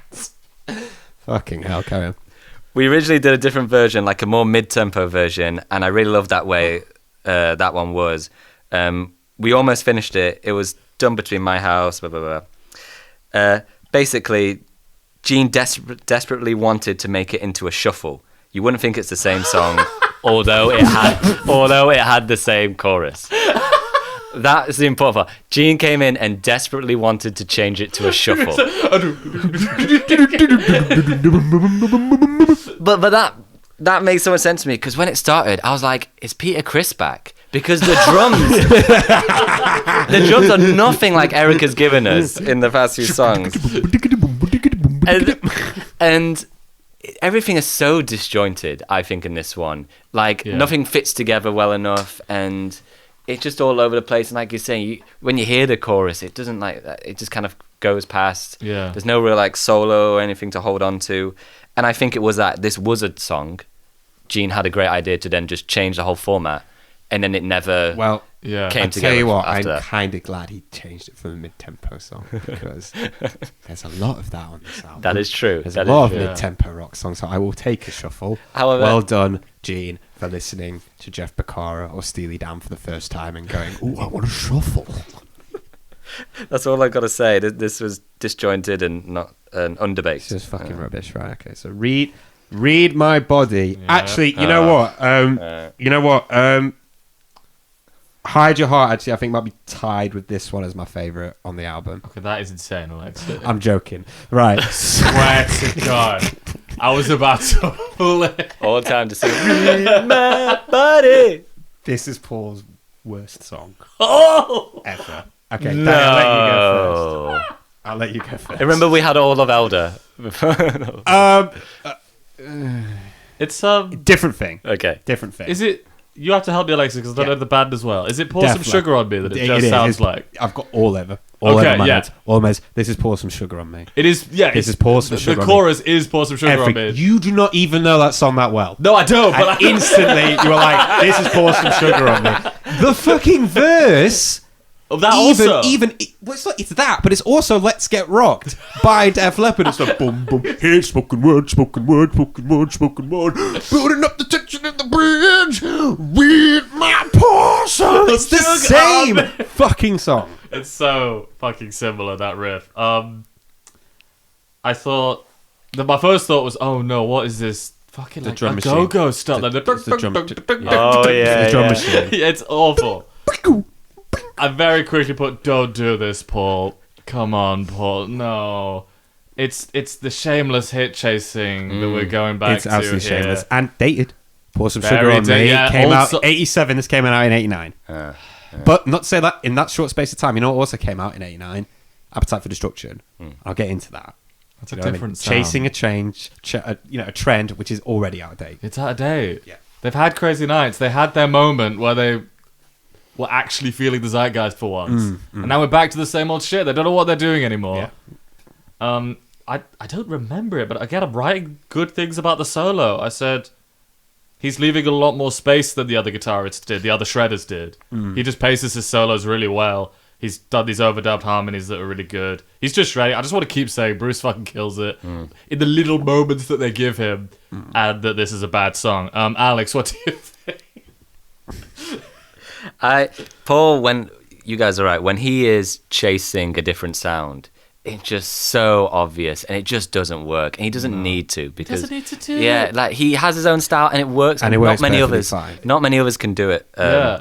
And so in Also- moments like this, it sticks out so much. The verses are cringy. Def Leppard, right, or a very, whether you think they're good or bad, they have a sound. There's like a Def Leppard like sound that they have, and it does not sound like Kiss at all. Even when they were kind of occupying a similar space, like when they did Crazy Crazy Nights, that doesn't sound like Hysteria really at all. So it's so obvious, you know, when they do try to rip them off, it's so obvious. Sorry, Alex, carry on. I don't have that much to say. I just say it doesn't work, and it is ultimately a boring listen. I don't know. I like this one. It really, other than I did also write down at this first time in this album that I put good solo from Bruce again. So something sort of here stood out in this one. But just even when there's the key changes towards the end, again, it's just so desperate. it's so desperate, and So desperate. it doesn't. There's no feeling from it. I don't Yeah. get any emotion from it. No, It doesn't work. It's so desperate. Alexei? Yeah, like I said, I think this is one of Paul's worst songs. You kind of got me a bit with the Elder stuff there, but one of those songs, actually, Odyssey, is a cover of Elder. Really? Just the Boy there might come close, but Just the Boy's funny. Yeah. Do you know what I mean? Just the Boy's funny. This is just fucking dumb. Yeah, again, this is so clearly trying to be Pour Some Sugar on Me. Again, Let's Get Rocked in the verse, you know, just the bass and the... Like Alex said, it's just spoken word. cringy. It's so so cringy. And again, the ascending bridge into the chorus, which is pretty sure the exact same chord structure as Pour Some Sugar on Me. Like... Pour Some Sugar on Me as well, and Def Leppard, you know, that album Hysteria, it's like the poster boy as well for squeaky clean production. The kind of production they are trying to avoid on this that's album. true. That's true, yeah. You know, that record is so pristine and shiny and 80s, you know, and it's like they're trying to shoehorn this kind of Def Leppard rip-off with really cheap sounding production, and it's just confusing. Like, it's 1989, Hysteria was released in 87, and Guns N' Roses have been and gone, so it's almost like Paul has got his feet in both worlds and neither really benefits the other. Again, it's this thing where he's spying on other bands. Do you know what I mean? And he's trying to rip them off. Like, ripping off Def Leppard in 1989, especially when you're trying to do the exact opposite of that. You're trying to rip from the streets, so you're going to rip off Def Leppard. It's just beyond, like, that, you know, the song is just terrible. And, you can't understand a fucking word he says in the verse either. He mumbles his way through it. Again, he's not that kind of singer. He's a belter. Like, you know, again, the hook just, you know, the hook just takes you to shit that just sounds better in your head. Like, I think secretly, I don't know if you agree with me, I'd like to hear your opinion. I think secretly he had this pegged as a single. Because I think it was written quite cynically. And I think when everyone was made aware that that was his plan, they were just like, no, you're not doing that. But that's just my theory. Because it's written so cynically. Should we give the benefit of doubt? Do you think this is all very much Paul's doing, or do you think a producer maybe went There to him isn't and a said, producer. So do you don't think no They're one from the producing label said to them, you need to do a song like this? But no, because he would have fucking moaned about it in his autobiography. That's true. That's true. Dickhead. Oh, yeah. Deaf who? Oh, those boys from across the pond. The kind of people that listen to Def Leppard were the kind of people that would... Why would you call a band the word After deaf? Did you know? I only have one ear.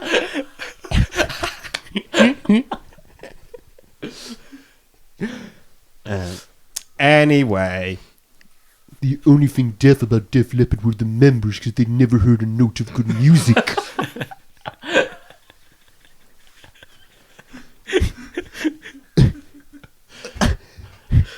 A deaf cat?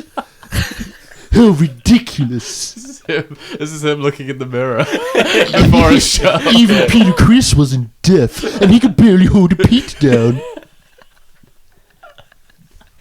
It's like, you showed me. Ooh, my nipples. Oh, my back. sorry. Back to the album. Move on from that. Oh, we're not even halfway yet. Track 5. Like, what is it? Track. Come on. Okay, Love's a slap in the face. This has got to have the worst titles of any album. Slap in the face. This is just ridiculous. Anyway, Danny, your feelings. Boring Gene shit, nothing to say. His songs meander around in search of a melody and they never get there. Sorry I have to keep reiterating the Bruce's solo slay. I could hear this 20 times and not remember it. Annoying. Alexei. I was going to say it's quite windy outside, but I think that was my toilet flushing. Yeah, it was. Love is a slap. Love is a slap in the face. I think this advocates domestic violence, but I'm too uninvested to Again, I commit wasn't to that. listening. He was like, "You think that? Lap." Basically, the chorus in it. That's how the chorus goes. The na na na na na whatever it is just awful, and it's way too loud. It's way too loud. I didn't like it. There's no melody. Sometimes he just follows the guitar riff with his vocal melodies, but he's always either behind it or just in front. Yeah, I didn't like it. This is bad. And it should not be on the album. No. This is bad, and it should not be on the album. That's all I can say. This is bad. This is the same shit as the same as the other two songs. I guess it doesn't have a shuffle. Thank you for bringing that to light, Alex. But it's the same mid-tempo, bad shit. Probably every track. Terrible title. I bet every track was like, we should turn this one into a shuffle. If this was a whole album of shuffles, I'm like, what is... Right, Alex. Yeah, I agree, guys. Like, this was, again, another one, going back to this, Gene just sounds like a bitter old man. Yeah, in bitter this. old Like man. really just being like... Like complaining love. about his divorce. I'll tell you what love is. Slap in the face. Yeah, it just... Also, for them to not really do, like, you know, the whole, like, na-na-nas, la-la-las sort of thing, and to do it twice on the same album, quite close to each This is what other. I mean. I'm getting really tired of the... Somebody should have stepped in and be like, if you're going to do it, at least spread, like, put them really far away from each other on the album, because it's really tiring. The riff, I think, is really irritating, because here, and the whole song, really. I also just, the kind of the chorus, and I don't know, like, the whole punchline is that love's a slap in the face sort of thing, and just the amount of times he repeats it. He does it at the beginning of the chorus, and then does it at the end, and it weakens the punchline. It's just saying that love hurts, baby, like sort of thing. And then weirdly enough, I don't know if you guys catch this, on the last chorus, he then changes it to love's a ball and chain. Yes, I heard that. saw that, yeah. But like, that's not like an evolution. It's not like, well, actually, you know, I guess a slap ain't too bad. It just adds nothing to the song. It's really confusing. Song, isn't it? It is. That's what I'm saying. He sounds so bitter on this album. And we're going to see that later on. 4 minutes, again, way too long for this song. Oh, sorry, I haven't even mentioned that. Look at the lengths of half of these tracks songs are insane. ridiculous. Hide Your Heart's 4 minutes 25. Oh. Silver Spoon, 4 minutes 38. Silver Spoon, fucking hell, wait, yeah. Okay. It's mad. Well, I don't have anything else to say. I got another quote which I get off. I'll send What you the is website. Yeah, please. Apparently, Gene said, "We kept coming back to that lyric. Love's a slap in the face. Wanted to make it bittersweet, the good and the bad and the ugly."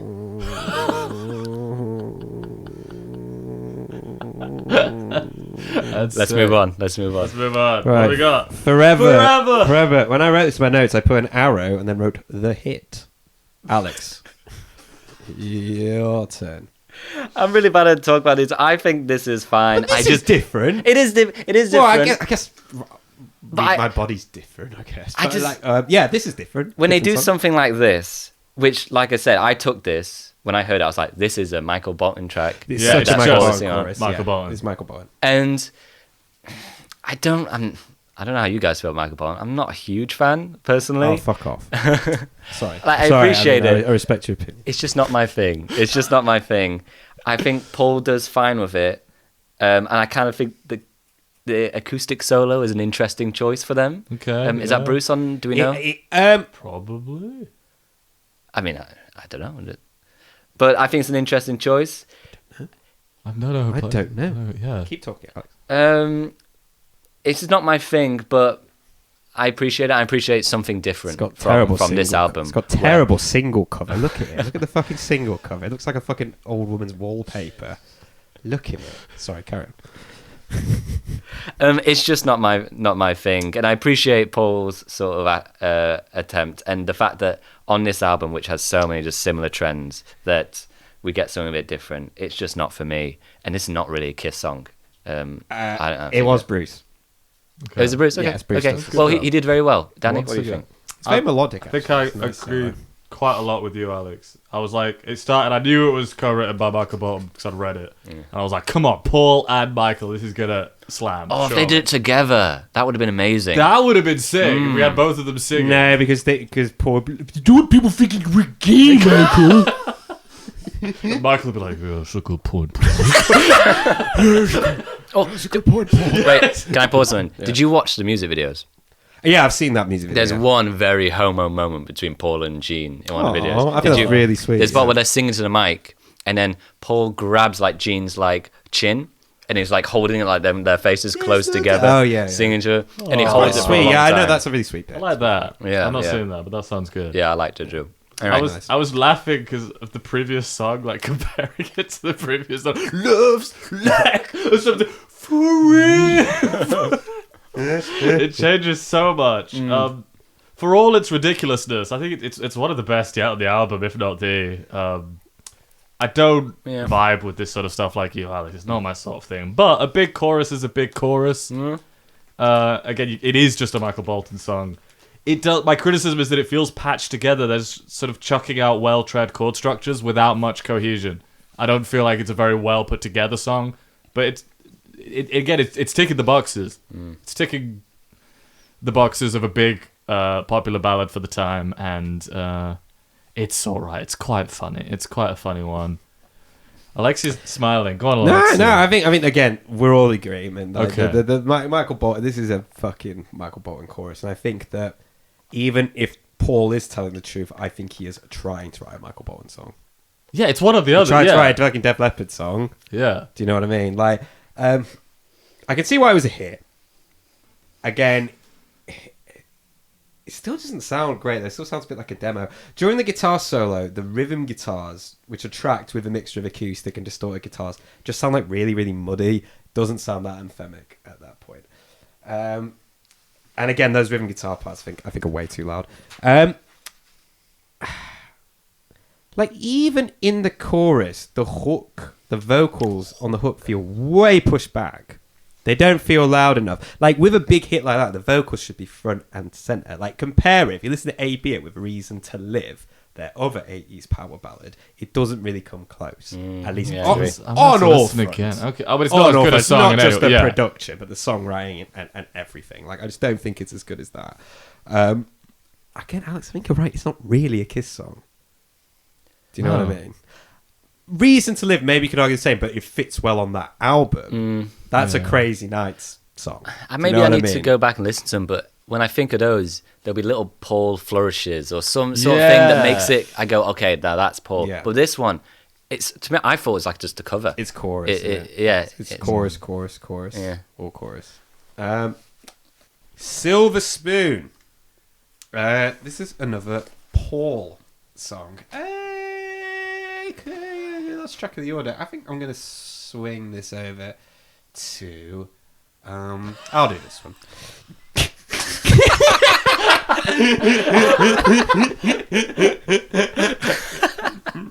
I don't care what they think anyway.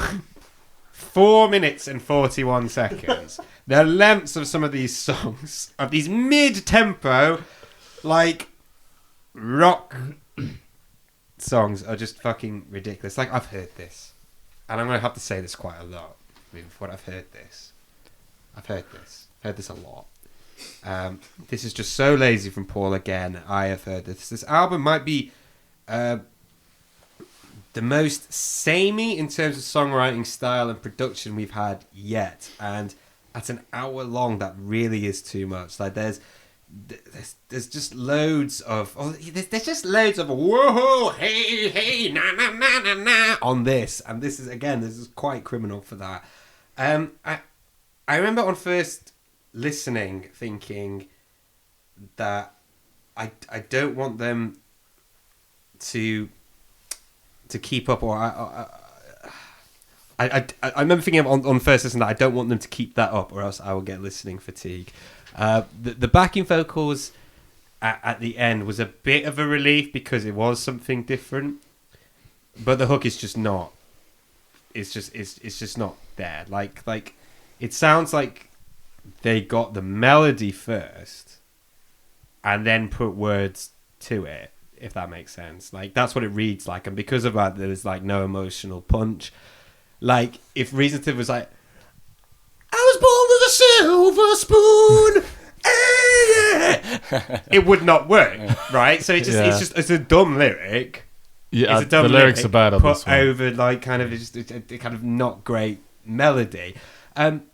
Above all else, though, I really think the album should be done at this point. Yep. This is where I draw the line, and I go, it should stop here. This should be the final track. You've had the big hit, and I know you like to tag your albums with kind of random, like what could be like B-sides. Even I will admit, Crazy Nights. You've got Turn on a Night, big moment, Thief in the Night, not the same thing, right? They always kind of tag it with weird choices for finales. Fine, go for that. 8 tracks, done, takes us back to Dress to Kill, runtime. You can pretend it's like to the point, raw, street. Do you know what I mean? You could play that out, but there's 7 more songs. 7 more. There's 7 more songs. And at this point, when you're listening to it, at least for a couple of times, that is really scary. Because like, this is it. This is where it should end. It should end now. Alex, what do you think? So I agree with you, Alexei, that like this is another one of those mid-tempo sort of tracks, and it's feeling very similar. However, I think this is one of the better ones in terms of what we hear from Bruce throughout this. Lots of really cool interjections, and I think the verse, it kind of works. Yeah. I think the song itself is all right in the context of this album. But again, we have heard this similar sort of thing for so much that it does just sort of fly past you. The songs depreciate with its length. Yeah. And this isn't just it. You know what I mean? If you were to put this on, I'm sorry, I'm going to have to say a lot. If you put this on like another record, it might be one of the better songs. I think so. Yeah, I think this one's fun. But because of the length, it depreciates in value. I agree. There's too much shit similar to it. Like the outro with the backing singers is really silly and fun. I thought this song is all right. I will say, here we get another classic Paul thing. I don't know if you picked it up, but like this song, it's meant to be like an inspirational, like I did it, my own way, and I didn't have all this and I have all that. But then the ending line of the chorus, we get a classic Paul just sniding line where it goes, so what's a girl like you with a silver spoon? Yeah. Like the whole thing is him It's him being like, I didn't have one and I still did it. Yeah, it's all very positive. But then he needs to add that line to be like, so you with the silver spoon, Yeah.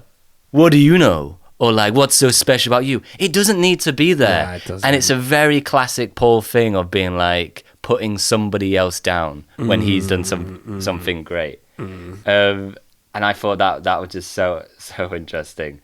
Yeah, he doesn't show much vulnerability in his songwriting, does he? No, the closest no. you get is 1,000,000 to 1. Well, to be fair, unintentionally, he shows a lot of vulnerability. But, yeah, I see what you mean. Yeah, he's like, not yeah, admitting it. Yeah.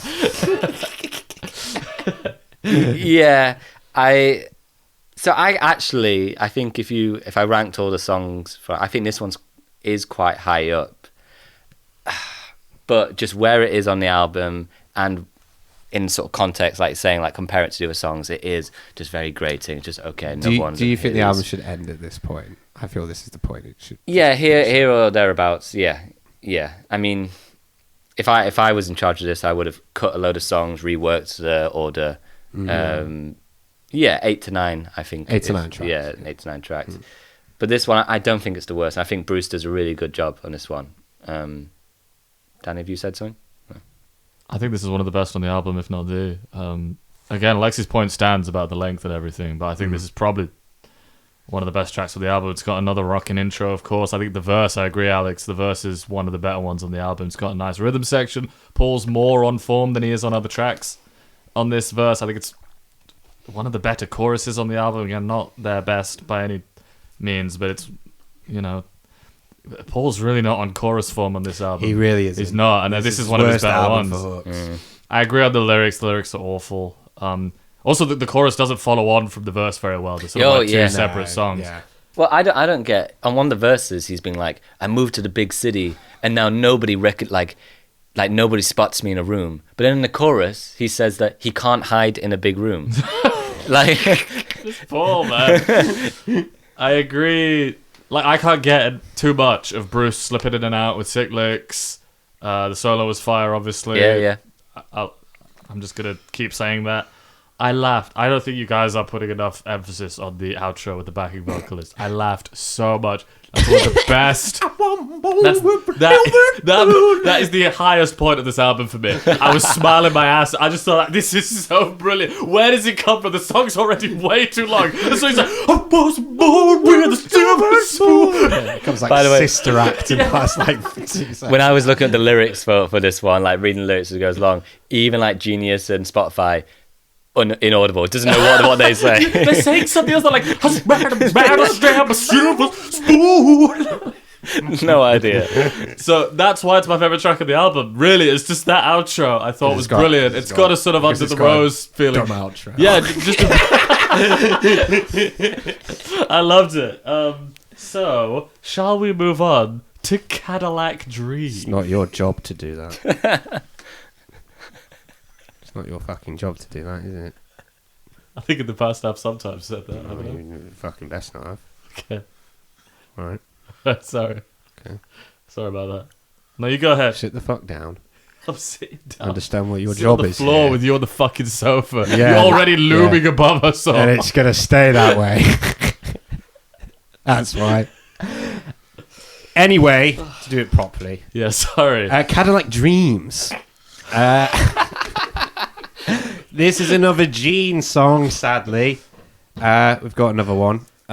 Who should start? I'm not giving it to Danny after that little bit of rebellion there.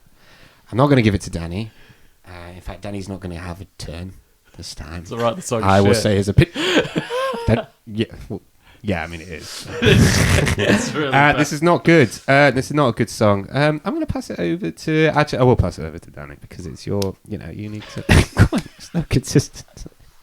Okay. I will pass it over to Danny because look, you're sorry, you made a mistake, Yeah. and you know what? You owned up to it, mate. Yeah. And I respect that. I respect when people do that. Yeah, I shall not talk about the song now. but mate, Okay. a bit less talking, a bit more listening. We could really make something of this podcast. Right, shall I say it now? Yeah, go ahead. I wrote. It's just when you put your feelings out there like that. we can't move on. Okay? We have a system here. We do not have that. We have a system. We do not have a We have a system system here. here. Look at my notes. Look how long that took me to do. That's why I How get have to you say ripped the so song many names. pages It's out a of your shit book? notepad, that's why. Anyway, go on. Cadillac Dreams. Good song. Alright, fuck off, Gene.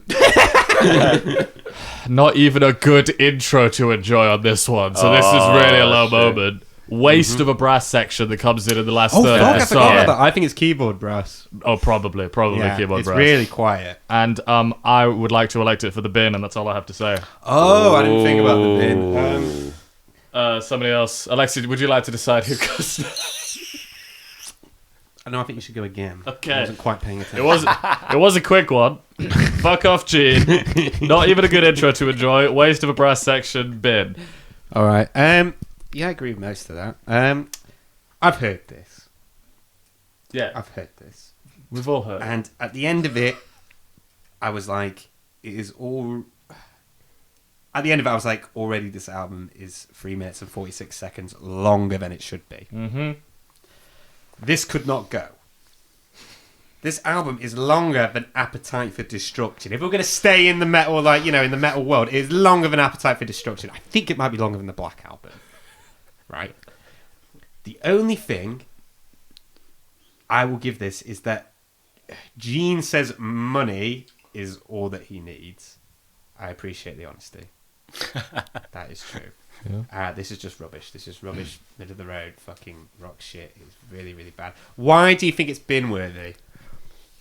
I didn't have that as severe reaction. That's a bold. I didn't see it as much worse than some of the others. I think the subject matter doesn't help. I think that really just pushes. Like, the I don't American dream, Dan. No, I don't even believe he's a car guy. I think he's literally putting it on. I thought And it was like, I want to buy a Cadillac. I want to have money to buy a Cadillac. That's Well, why. yeah, I understand that. Of course, more about money. but that's part of it too. I hate that, and it's such a boring song. It's so nothingy. I think it's the worst on this album in terms of nothingness, and I hate the lyrics, and I hate Gene. And I just, Ooh. I don't think it's the worst. I think Read My Body's worse than this. I think this is worse than Read My Body. Alex, what do you think? Mate?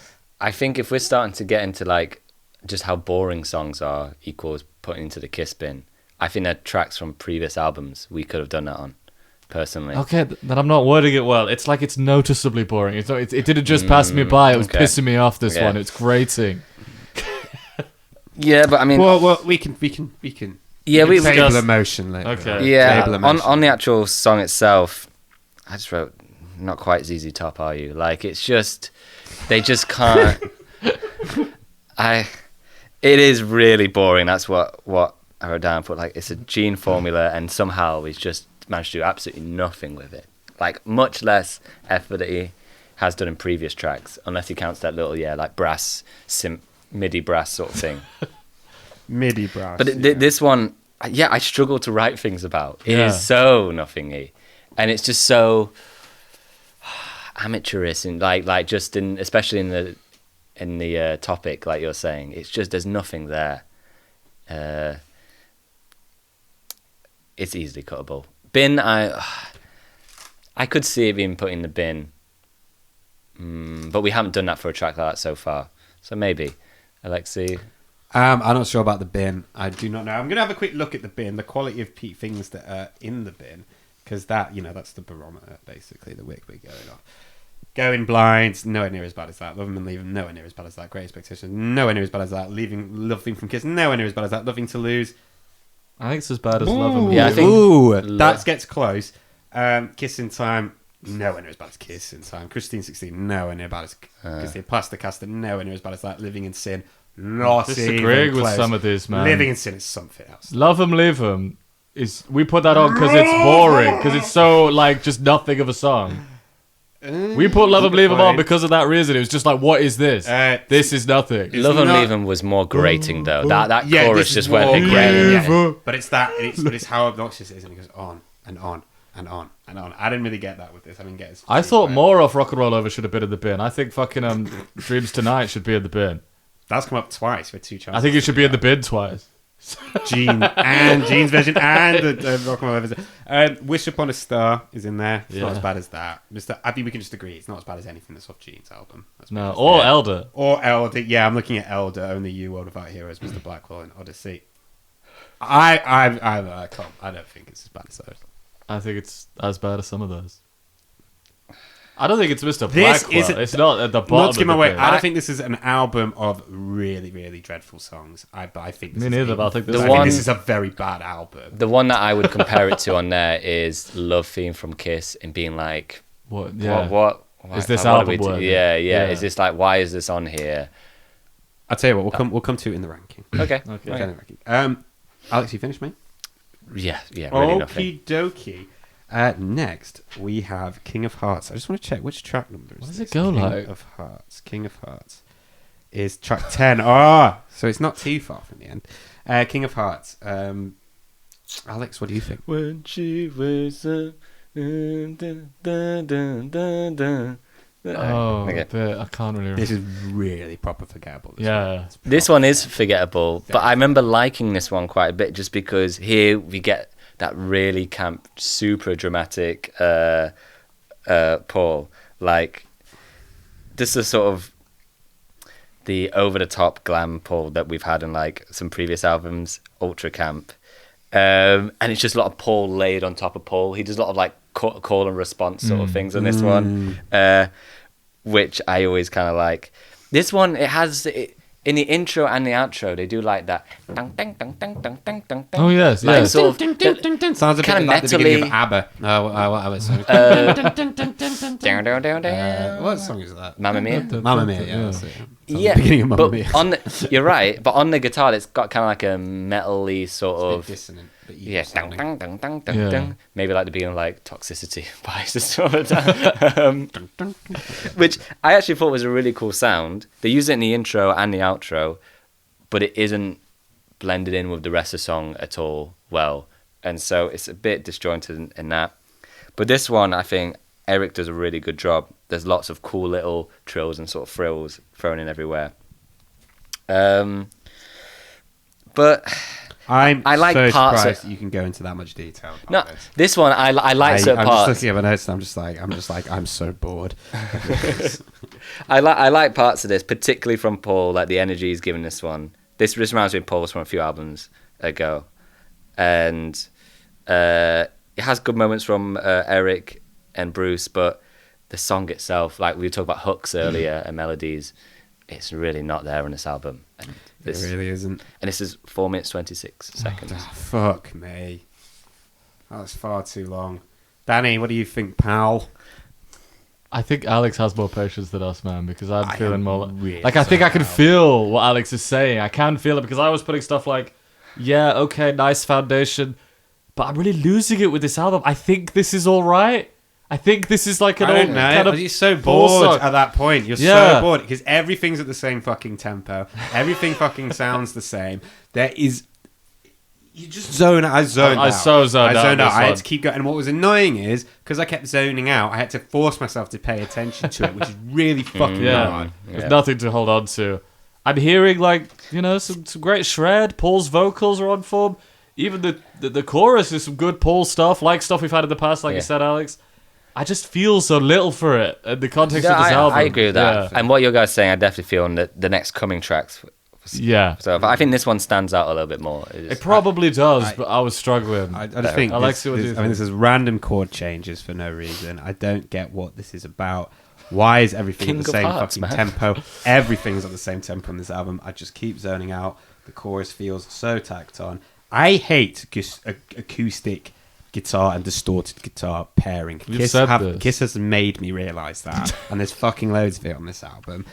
Like the lead little thing that you were talking about, it's almost Van Halen-esque, Yeah. is okay, I guess. Just But they the don't song, use it well. No, but they don't really. It comes back later, but they don't build on it. It's Yeah. just kind of there for the sake of nothing. The song is just, again, nothing. I have heard this. It's the same BPM, the same dumb chord changes, Paul wailing over the chorus at the end. They've gone from metal or pop metal to rock, and that stylistic change is when they are at their most boring. And I think this is showcased here. it was at this point in the record where I felt that the most... this is at a point of that record that I felt that sense of like when they go back to that kind of like, we're going to be raw, kind of more rock. We're going to be a rock band, not kind of metal band or pop metal band or whatever. That they are at their most boring. And I felt that at this point. I was like, God, they can be such a boring fucking band. This is such a boring band. Is every song is 1, 2, 3, and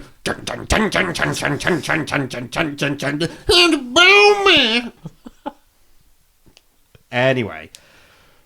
The street giveth, the street taketh away. Again, this is one of the worst titles. It's up really there. is. I wrote It that really down. is. The title is really up there. Yeah.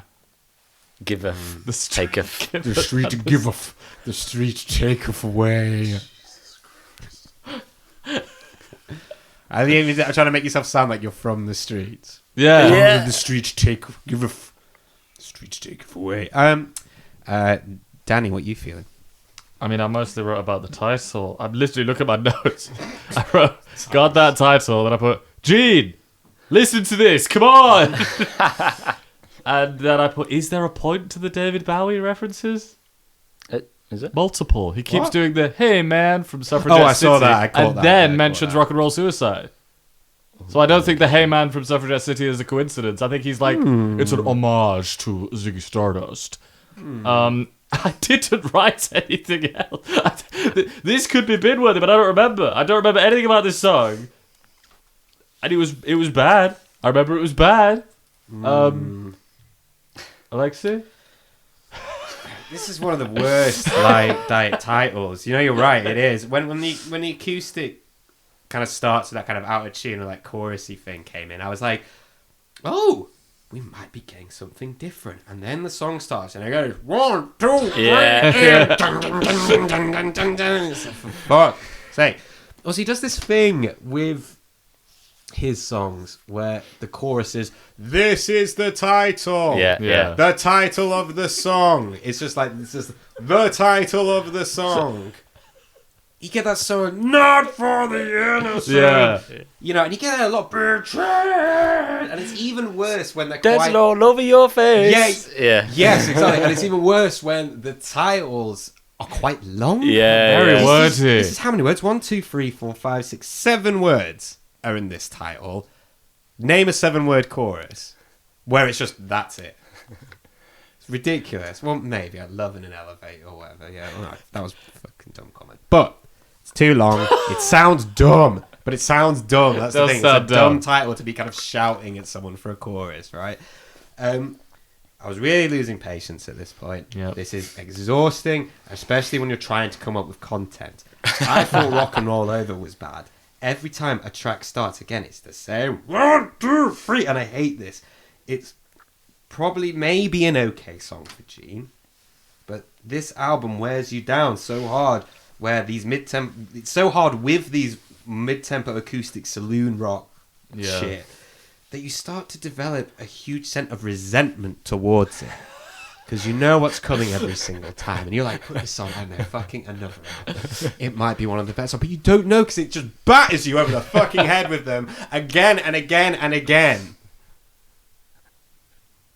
Right, Love Me to Hate You. This is Paul. Oh, yeah, you can go first, mate. No. I didn't speak We on didn't talk about What? street. I the missed street one. giveth. No, the No, street no. giveth. I haven't Alexei said talked anything about about- the street Oh, giveth. for The fuck- street okay. taketh I away. mean, I don't have much to add That's to. what- No, to say. sorry, Alex. Sorry, that was my bad. That was my bad. It's okay. What do you have to say? You guys are right about title. In fact, actually, and you guys might push back this because I saw the title and I thought, oh, this is what's coming up. I actually think this might be the best Gene song on this album. Maybe. I think I wouldn't know. Because They all Yeah. sound the same. they all sound the same, You're- but this you're a one you must have the patience of a fucking Buddhist monk. of this one, I think the chorus is the least grating. They sound the it- same. I wrote that All I sound think the this is the same. best one, but you're right. The margin isn't much, and I also wrote that he sounds like there's something a real asshole would sing, like a guy justifying his own shitty behavior, being like, huh, well, the Yeah. street giveth and the street taketh away. It's like he beats some guy up or like doesn't tip somebody. You know what I mean? Or in his case, probably not give money to a homeless person. Yeah. No, that's exactly That's on a the head. very Gene thing. It's like that's what I'm saying. It's a thing you can say to justify any Being behavior. an asshole, yeah. Like if you do something like an asshole, you could be like, well, nobody did it for me, and look where I am. In a way, actually, this is the album that we haven't had this for a while, where his personality shines through a bit more. No, as I say, he sounds so That's bitter. true. I agree with Yeah. that, yeah. We haven't had that for a while. Yeah. Since before Creatures, I'd say. Since the 70s. Yeah. Early 70s stuff. Yeah. No, really. I think his I think it's since it's his, solo his personality is coming through a lot in this album, intentionally or unintentionally. Okay. Right. Love Me to Hate You. Again, this is terrible titles. Yeah. Awful titles. Paul, Alex, what you... A really annoying song. A really, really annoying song. The voice in the I verse. think The voice I really, in the verse. I don't like how Paul sounds in this. No, I at don't. all. It's just both the verse and the chorus. Something about the guitars along with Paul's voice. It's all very thin and grating and up here. Yeah. And and also the melody itself is hold on. It's so high. Yeah, It's yeah. so high. Yeah, oh no, it's I don't really have no much for this one was. I mean, if we want to say just we were talking about Kiss Ben earlier for just like annoying tracks, like we're saying for Love Her, Lose Her sort of thing. Love 'em, leave 'em. Love 'em, leave 'em. Sorry. Yeah. This for me is in a similar vein. I cannot advocate for that because it's so forgettable. It doesn't sound any better or worse than... I mean, other than his vocals. No, His vocals do sound I- bad. I really don't hear much of a distinction between this and the other stuff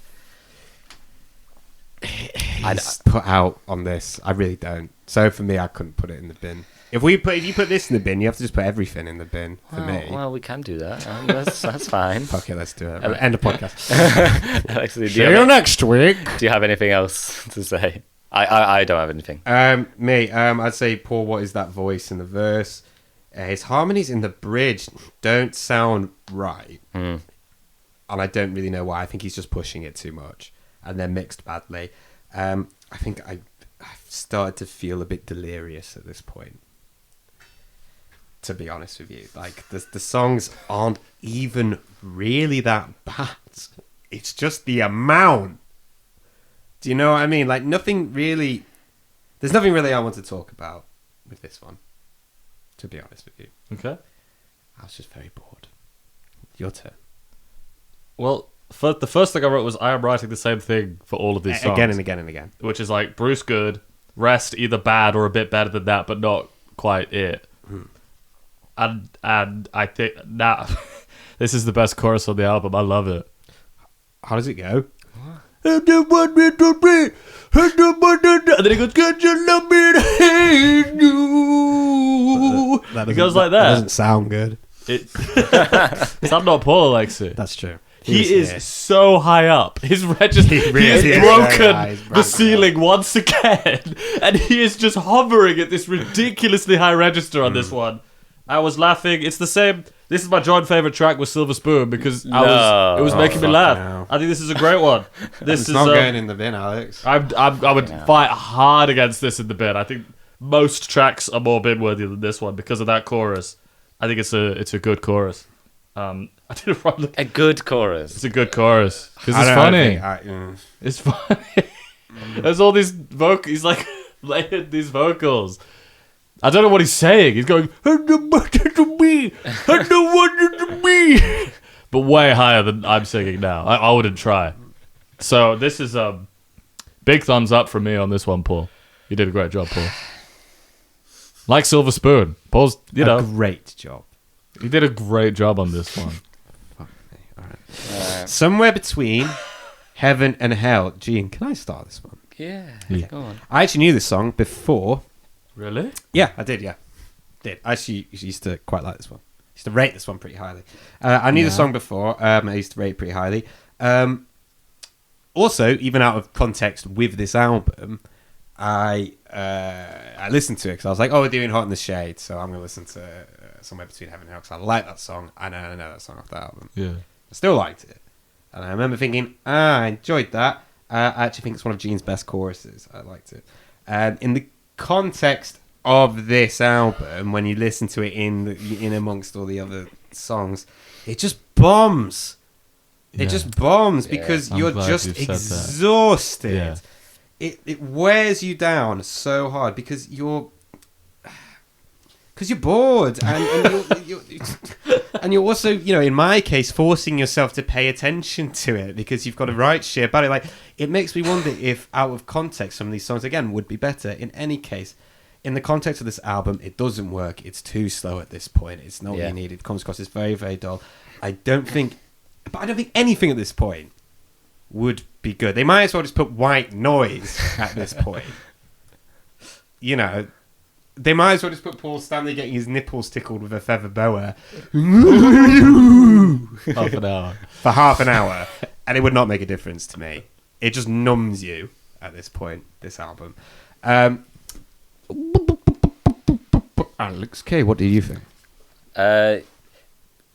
Yeah, this one is so difficult to talk about because, like I say, where it's coming on the album and what Danny was kind of saying about Cadillac Dreams, about nothingness, I felt it on this one. Yeah. I felt it. And added with that, just like say, the sort of mid-tempo song, how he's singing, the way it's all structured. But then on top of that, what he's saying, like what the song's about is his favourite topic of that whole Sex. no, but not only that being like, am I controlling I missed her? Or is she controlling me? Oh, where's the line? The dynamic of the bedroom. Yeah. Do you love it or do you hate it? Is it pleasure or pain? Yeah. He just loves that Is there so consent or is there not? Yeah. Is it rape or is that just law? Like, I don't think you understand how these work. No, that's it. Just that whole thing. Is she innocent or is she really a bad girl? Like every album he wants to talk about this. And for me, that adds to just how boring it is and how nothing is. I really Is don't have she a anything else to woman say. Or a female Doberman? I just wrote we're getting.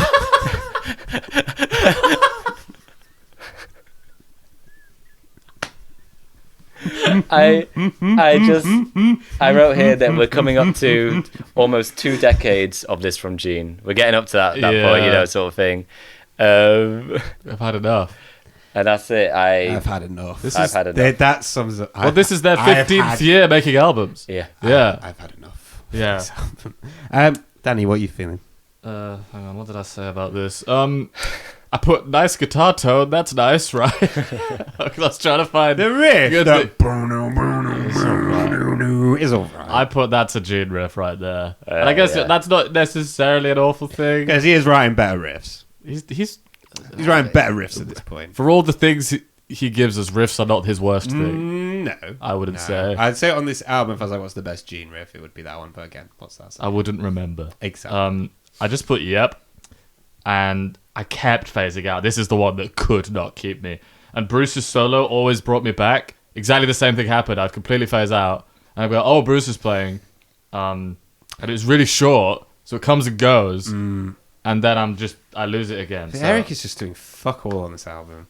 Well, Eric you've is made doing me doubt whether fuck it's all even on this him album. playing at any point. Because, like I say, the production is so just keeping heavy. time, and also, again, like the go for the raw sound, the way they've like EQ'd his drum kit. It's not a good soundtrack. It's not. It album. sounds terrible. No. It's not that John Bottom big sound. That's everything I wrote. I don't like this one. It's boring. Yeah. All right, next one. Little Caesar. Eric Carr. Yeah. Eric, I'm sorry, man. I'm sorry. You are a good drummer, and you seem like a good guy. So late on the album. It's so late on that. They fucking shafted him on the track. They have, yeah. Shafted him on the track. So what is this? Like minute, 47 or something? Yeah. Not It's like even track that, 14. because there's 3 minutes left, and it's the second to last track, and it's an hour long. So basically, what minute 55 they give him, and people they're going to stick around for that? It's not fair. Like, Peter is a better singer. Sorry. And I think even this song, he probably would have sung better. It's still, I guess, a much better track than the average Gene song. for sure. Yeah, I guess. liked it more on subsequent listens. But again, I think they did him so dirty, putting him at basically the tail end of this album, which most of what precedes it just feels like B-sides and demos, and this is like probably his best fucking song. Yeah, because he doesn't write songs. So this is my best shit. I saw that he gave like 3 or 4 songs, and they only chose one. Oh, to be that honest. is. Yeah. How many songs does Gene get? I bet they're better than Gene's. Probably. Half a pause, probably. Well, I think this is better than most of Gene's on this. This is the top half of the album. This track. To be Don't honest, love it, but no, I it's the don't top love half it. of the I don't love it, album. but they do him dirty, and again, it depreciates. It because does. You're just like, I'm so bored, Yeah, and I don't want agree. to listen to this anymore. I don't want to be in this space anymore. No. You know, this sonic space. Like, they did him so dirty, and it's sad because again, this is probably his, probably his best song, and it just gets put right at the tail end of this ridiculously long album, which is so full of filler. It's not fair. I think it's really unfair. I think the song is fine. But it definitely comes across worse when you're just as exhausted as you are by this. Who wants to go first? Danny, you can go first. I put, come on, Aaron, let's do this. Come on. I was really rooting for wanted him. him to win. Yeah. And actually, Alexei, I think we should make a conscious effort to not compare him to Peter, because he's a different guy to Peter. He is not just No, you're the right. new Peter. You're right. And of course, people are going to. He didn't like that as well. No, and That used people are to going really to piss him off. People are going to make that I comparison. retract my Peter comment. But please sing Beth. Re-record Beth. Yeah. Don't do that. Like Yeah, no, it's their fault. It's their fault. On Paul and Jeans for framing him that way. They probably told him the fans will love it. Yeah. So I think he's got a perfectly good voice. How he speaks. I think he's got a perfectly good voice. I think, look, League's better than Jeans anyway, so he should be singing it's more on way this better than album. Jeans, yeah, He's yeah. got a nice little voice. I think I wasn't sure about the song. I could feel the Gene. I think Gene was a co-writer. You can kind of hear it. He was. So is Adam Mitchell, though. Okay, well, I would agree with you, Alexei. Just right at the end like this, they're doing him dirty. Doing him so dirty. He introduces more rasp around the last chorus, which is nice, but more reserved on the earlier parts of the track, which is nice. It kind Just of builds to up. say, you got this run of tracks. You got Cadillac Dreams, King of Hearts, The Streets Give It, The Streets Take It Away. All come before it. Yeah. That's so unfair. So unfair to him. Sorry, Karen. No, so my point, actually, I ended on a positive. I feel like that is a good first song from him. You know, a lot of members in this band. Yeah, this is like Gene's 50th. Absolutely, Some of the shit yeah. that's on here. So I think I don't want to go too far ahead of the story. I think it's great that we have this song. I think it's really good that we have this song. Yeah. And you're right, though. In terms of the context of the album, Alexei, they did him dirty on it. They did I him agree. You're really, exhausted really by dirty. this point. Alex? Yeah, we have a record on this podcast championing anyone to sort of contribute to the albums other than Gene and Paul. Yeah. And so with you guys, I was really wanting this to be great. And where it's placed on the album, but not only that, sort of the style of song it is, and the way he sings. This is the first time I've heard his singing voice, other than I guess he probably did backings. vocals, yeah. Have you watched some... I think he does backing, doesn't he? He does backing, I think, on some previous Also, tracks. by the way, he did co-write the song before this. He's had co-writing credits, but this is his thing. Yeah. It's like his Yeah. baby, sorry, yeah. But for this to be the song to be putting a stamp down, this is it. Him showcase himself. It's not great because it doesn't differentiate himself that much from the others. Even his singing voice, I think it's in between Paul and Gene. I think he's a bit reserved. He seems a bit trepidatious. Yeah, He's not yes. pushing himself, yeah. I think when we'll go back and listen to Peter Criss, him, the way how much he stands out is such a benefit to him and the albums that we praised before. I suppose anyone like Ace as well. Ace has True. Ace and Peter a have a very huge distinctive voice. identity. Yeah. Yes, Both that's of them true. have a huge identity. But this one, like you say, I feel like he was heavily produced by Gene here, and also I think you can hear the influence of Paul on him. The way he sings some lines, and they're sort of doing the pretty, is very very Paul. Right. sort of I think style. it's more of a Gene thing. than You he's think trying so? to, but it sounds better than Gene. Yeah, it sounds better, Gene, but you can hear the influence. Feels more Gene to me. And so you this should be a big moment especially for us listening to it, there should be. And it doesn't, like, it is quite a forgettable track, and it's not a brilliant song, is it? No, that's not. No. I really hate the line, well, they tell you that the world is rough, but they never rocked it hard enough. And I don't know, I just think that's such like a line. Yeah, I quite like the "Hey Little Caesar." It's kind of is a nice little. I think it's like I say, I'm happy we have this one. I think this First, is like it's like this is my stamp. This is me moving forward. It starts on a better foot, I'd say, than like when Ace came in with "Shock Me." I'm not sure, I quite like Shock Me. I'm not a big fan of Shock Me. See, in that album, Shock Me, it was like, it stands out. Shock Me does stand out. I don't think this does enough. I don't think it does. Probably but not. Ace, the dynamic of the band, as we've spoken about before, was so different when Ace was still a part of it. There's no way Eric would have been allowed. And I'm writing history here, but I'm sure that's how it is. Yeah. I bet there is no way Eric would have been allowed to have much creative input on this, to have much of a chance to be like, well, maybe we could do it this way. They will have been dominating, edited the fuck out of it. I hear the Gene and Paul influence on it. That's what I mean, yeah. You can hear he's not. So I don't know. I think you two do, but I don't know how this goes from here on in terms of, like, if he does any more songs or anything. We'll get to the next. But for this, I hope we do. I hope we do. But this was not a great first impression for him. Yeah, we'll get to that next time, Alex. That's okay. Let's.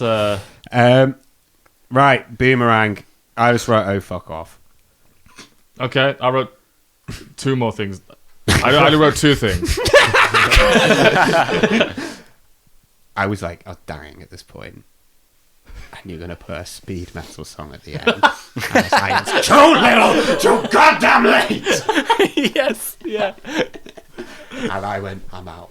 And I don't think I finished it. I don't think I finished it. Alex has assured me there's some very funny shit that happens in it. There's a bit where he goes like, "Give us the juice." Yeah. Turn on the juice, Bruce. I'm just not having it. You've been so boring for so long. Hooga booga hooga bugga hooga bugga hooga bugga. It's like, oh, fuck off. Just fuck off. Yeah, I'm not happy. Okay, don't like that. I wrote The balls. Bruce and Eric on fucking fire. This is not a good song. Alex. That's all there is to it.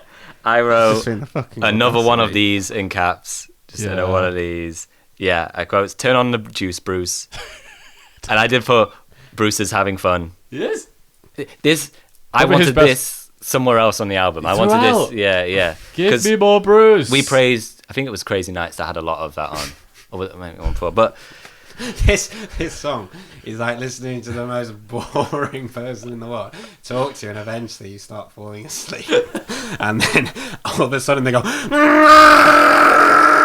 like that. You're like,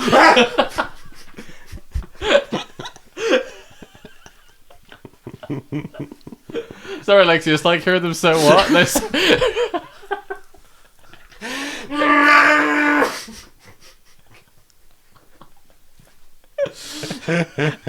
I don't have anything else to say. It's a real shame. It's a real shame. I don't get it. I don't understand the choice. Bunch of wankers. Okay. Bunch of absolute dickheads. Right, did it. Final thoughts. Yeah. We made it through. Fucking hell. With a good... Yeah, we made it through. Final thoughts. The relief I had when I took off my headphones was like nothing I've ever experienced in my life. It was like masturbating for the first time. It was magical, and I will never get that time back. I'll never get that experience back. If you commit to listening to this, then in full, then you will understand. Like, this album gets itself right on top of you, and it will not let you go, and it just beats you into the ground with the same shit over and over and over again. I found this a claustrophobic listening to this. Like I said, when they revert to rock as opposed to metal, they become a much more forgettable band. they stick to this mid-tempo saloon rock stuff, and it just goes on and on and on. This album just marches on forever, and it doesn't stop. I agree. And it goes at a snail's pace when it marches. Right? There's very little stylistically between each track, and they all sound the same. It is stressful to listen to.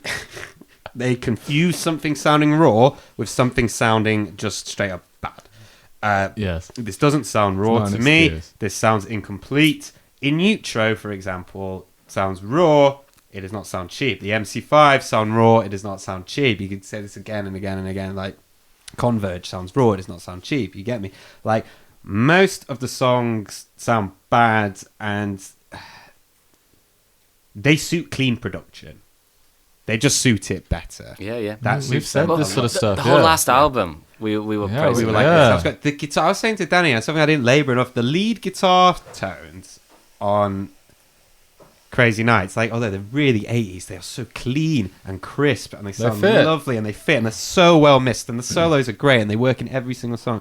Like, you can have too much of a good thing. Like, if you can have too much of a good thing, you can certainly have too much of what is at best a mediocre thing. And this album goes to show, much in the same way as Lick It Up with track orders, that runtime is really important, Yes. because it depreciates the songs that otherwise could be all right, because you're just so tired and bored. Don't get me wrong, there's great double albums, there's great, like Alex said, runtime for specific albums. You can have albums that hour and a half long, whatever. Yeah. Do you know what I mean? It depends what is on the albums, what it's trying to achieve, whether they're ebbs and flows, whether there's peaks and troughs. Kind of diverse ability. Maybe you're telling a story or something like that. This does not have that. It's the same song over and over and over again, and you're just exhausted that you just cannot tell. This might be the flabbiest album I have ever heard. The flabbiest album I've ever heard in my life. I'd be tempted to say that this album is worse for Music from the Elder, because at least they attempted something different in the first half of that album, and Under the Rose, it is funny, and also it is only 42 minutes and 46 seconds long. I am tempted to see that. The feeling I got coming out of this, I felt like I felt ill coming after it with this. I felt like I was not well. Who wants to go first? Who wants to go next? I'll go next. Go next briefly. Yeah. I was listening to this album in an airport where I had nothing but time and attention. And even then, I just couldn't do it. I just couldn't focus on the tracks, and I just couldn't get through it. I think we put this near the bottom. I'm just looking at the ranking now, and I'm scrolling straight to the bottom half. Scroll down. This Okay. is not going top half. There we go. It's somewhere here. For me, it's from 14 to 18. For me, it's in a similar vein to Rock Roll Over and Hotter Than Hell in terms of irritating, forgettable, just frustrating tracks. I think it's worse. I think Hotter Than Hell has mainline. Yeah. Little Caesar's not mainline, I'm afraid. And Parasite's all right. Watching you's is Parasite okay. on? You like Parasite. I like a Parasite. lot more than I do. Yeah, I do. Parasite I think's okay. Watching you I think okay, and I like mainline. It could, yeah. Danny, are we all happy to talk about Under Hotter Than Hell? The length. Here's what I think about Imagine this Rock and album. Roll Over 3 times as long. Okay, let's Bang, already is below it. Let's see what Danny has to say first. Well, it's the same thing you guys have said. It's so long. Every song goes on and on and on. I've done some phasing out throughout this journey we've been on, but goddamn, I phased out so much of this album. It's got to be low. Bruce and Eric cannot carry it with the little moments that they're given to shine. Paul clearly burnt the fuck out after Crazy Nights. He's got very little to contribute songwriting-wise, and even performance-wise. He should be performing better, yeah. Sounds flat. And Gene is just Gene. So I think, quite clearly to me, this is between Elder and Hotter Than Hell. I think Hotter Than Hell has mainline. I thought exactly the same thing, Alexei. Mainline's such a jam. And it's even got that vague charm of early kissness to it. And it's short. And it's short. It's very short. I would put it above Elder, Alexei. I think it's easy for us to forget what was on that fucking album. I mean, that was. I looked at the track listing. Alexei. No, And I was like, Alexei. yeah, but this just goes on. The feeling I got after listening to this was not like when I was feeling that. Elder, you're at least like, the fuck did they do? Yeah, but that had gone by the second listen. By the second listen of Elder, I was so like, oh, this is just shit. shit. Yeah. I would. To me, it's clear between Hotter Than Hell and Elder. What do you think, Alex? Yeah, I think that's a good spot for it. Alexei, are you pushing? I for think we below? put it above Elder. Alexei, you're pushing for below. I quite Elder. like the Oath off Music. For I the don't. Album. I like the Oath. I agree. And If we're talking about interestingness of the albums, then the Elder's like right up there. Yeah, but it it would is be about the above listening experience. Rock and Roll Over. and- If we're talking about. oh, how if it's about the listening experience, I think Music for the Elder is way better. No, Yeah. no. I think Music Well, for the no. Elder is better than Hot in the Shade. No, but we're The talking about it as listening an overall experience thing. was No, like- the first time I listened to Elder, of course, that's like, wow, what the fuck is this? Mm-hmm. But we're not ranking albums purely on that. Under the Rose. Yeah, well, this has Under Silver the Spoon, Rose. which is just as funny at the end. It's not as funny. Okay, it's not as funny. I'll push that, but yeah, it's not, as funny. as Under the Rose. But still, I think there's good moments on this album, even if it's just the odd bit that I said I liked, like the odd hook here and there, even if it's just the odd guitar solo that is good, or little moments, the tiny little moments on Hot in the Shade. And I think the Elder, I mean, outside of the funniness of Under the Rose, what did it give us, Alexei? What did it give us? half as long, right? Hot in the Shade, I reckon, would be somewhere near Dress to Kill. That's too nice. I think you How do you reckon? Yeah, I think that's Yeah. too nice. It Yeah, would've been- No, I think you're right, actually. Yeah. Yeah. I think it'd only be like here. I think. Yeah. yeah. I think it's under only self-titled. Um,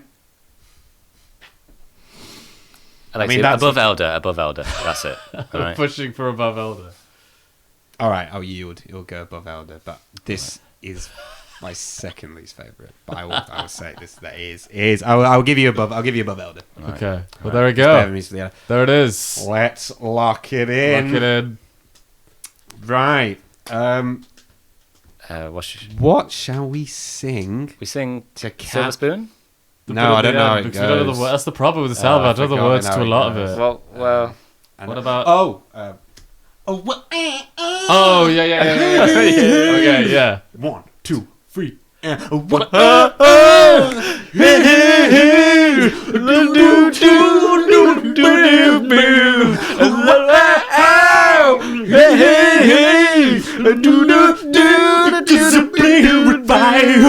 He's from the streets.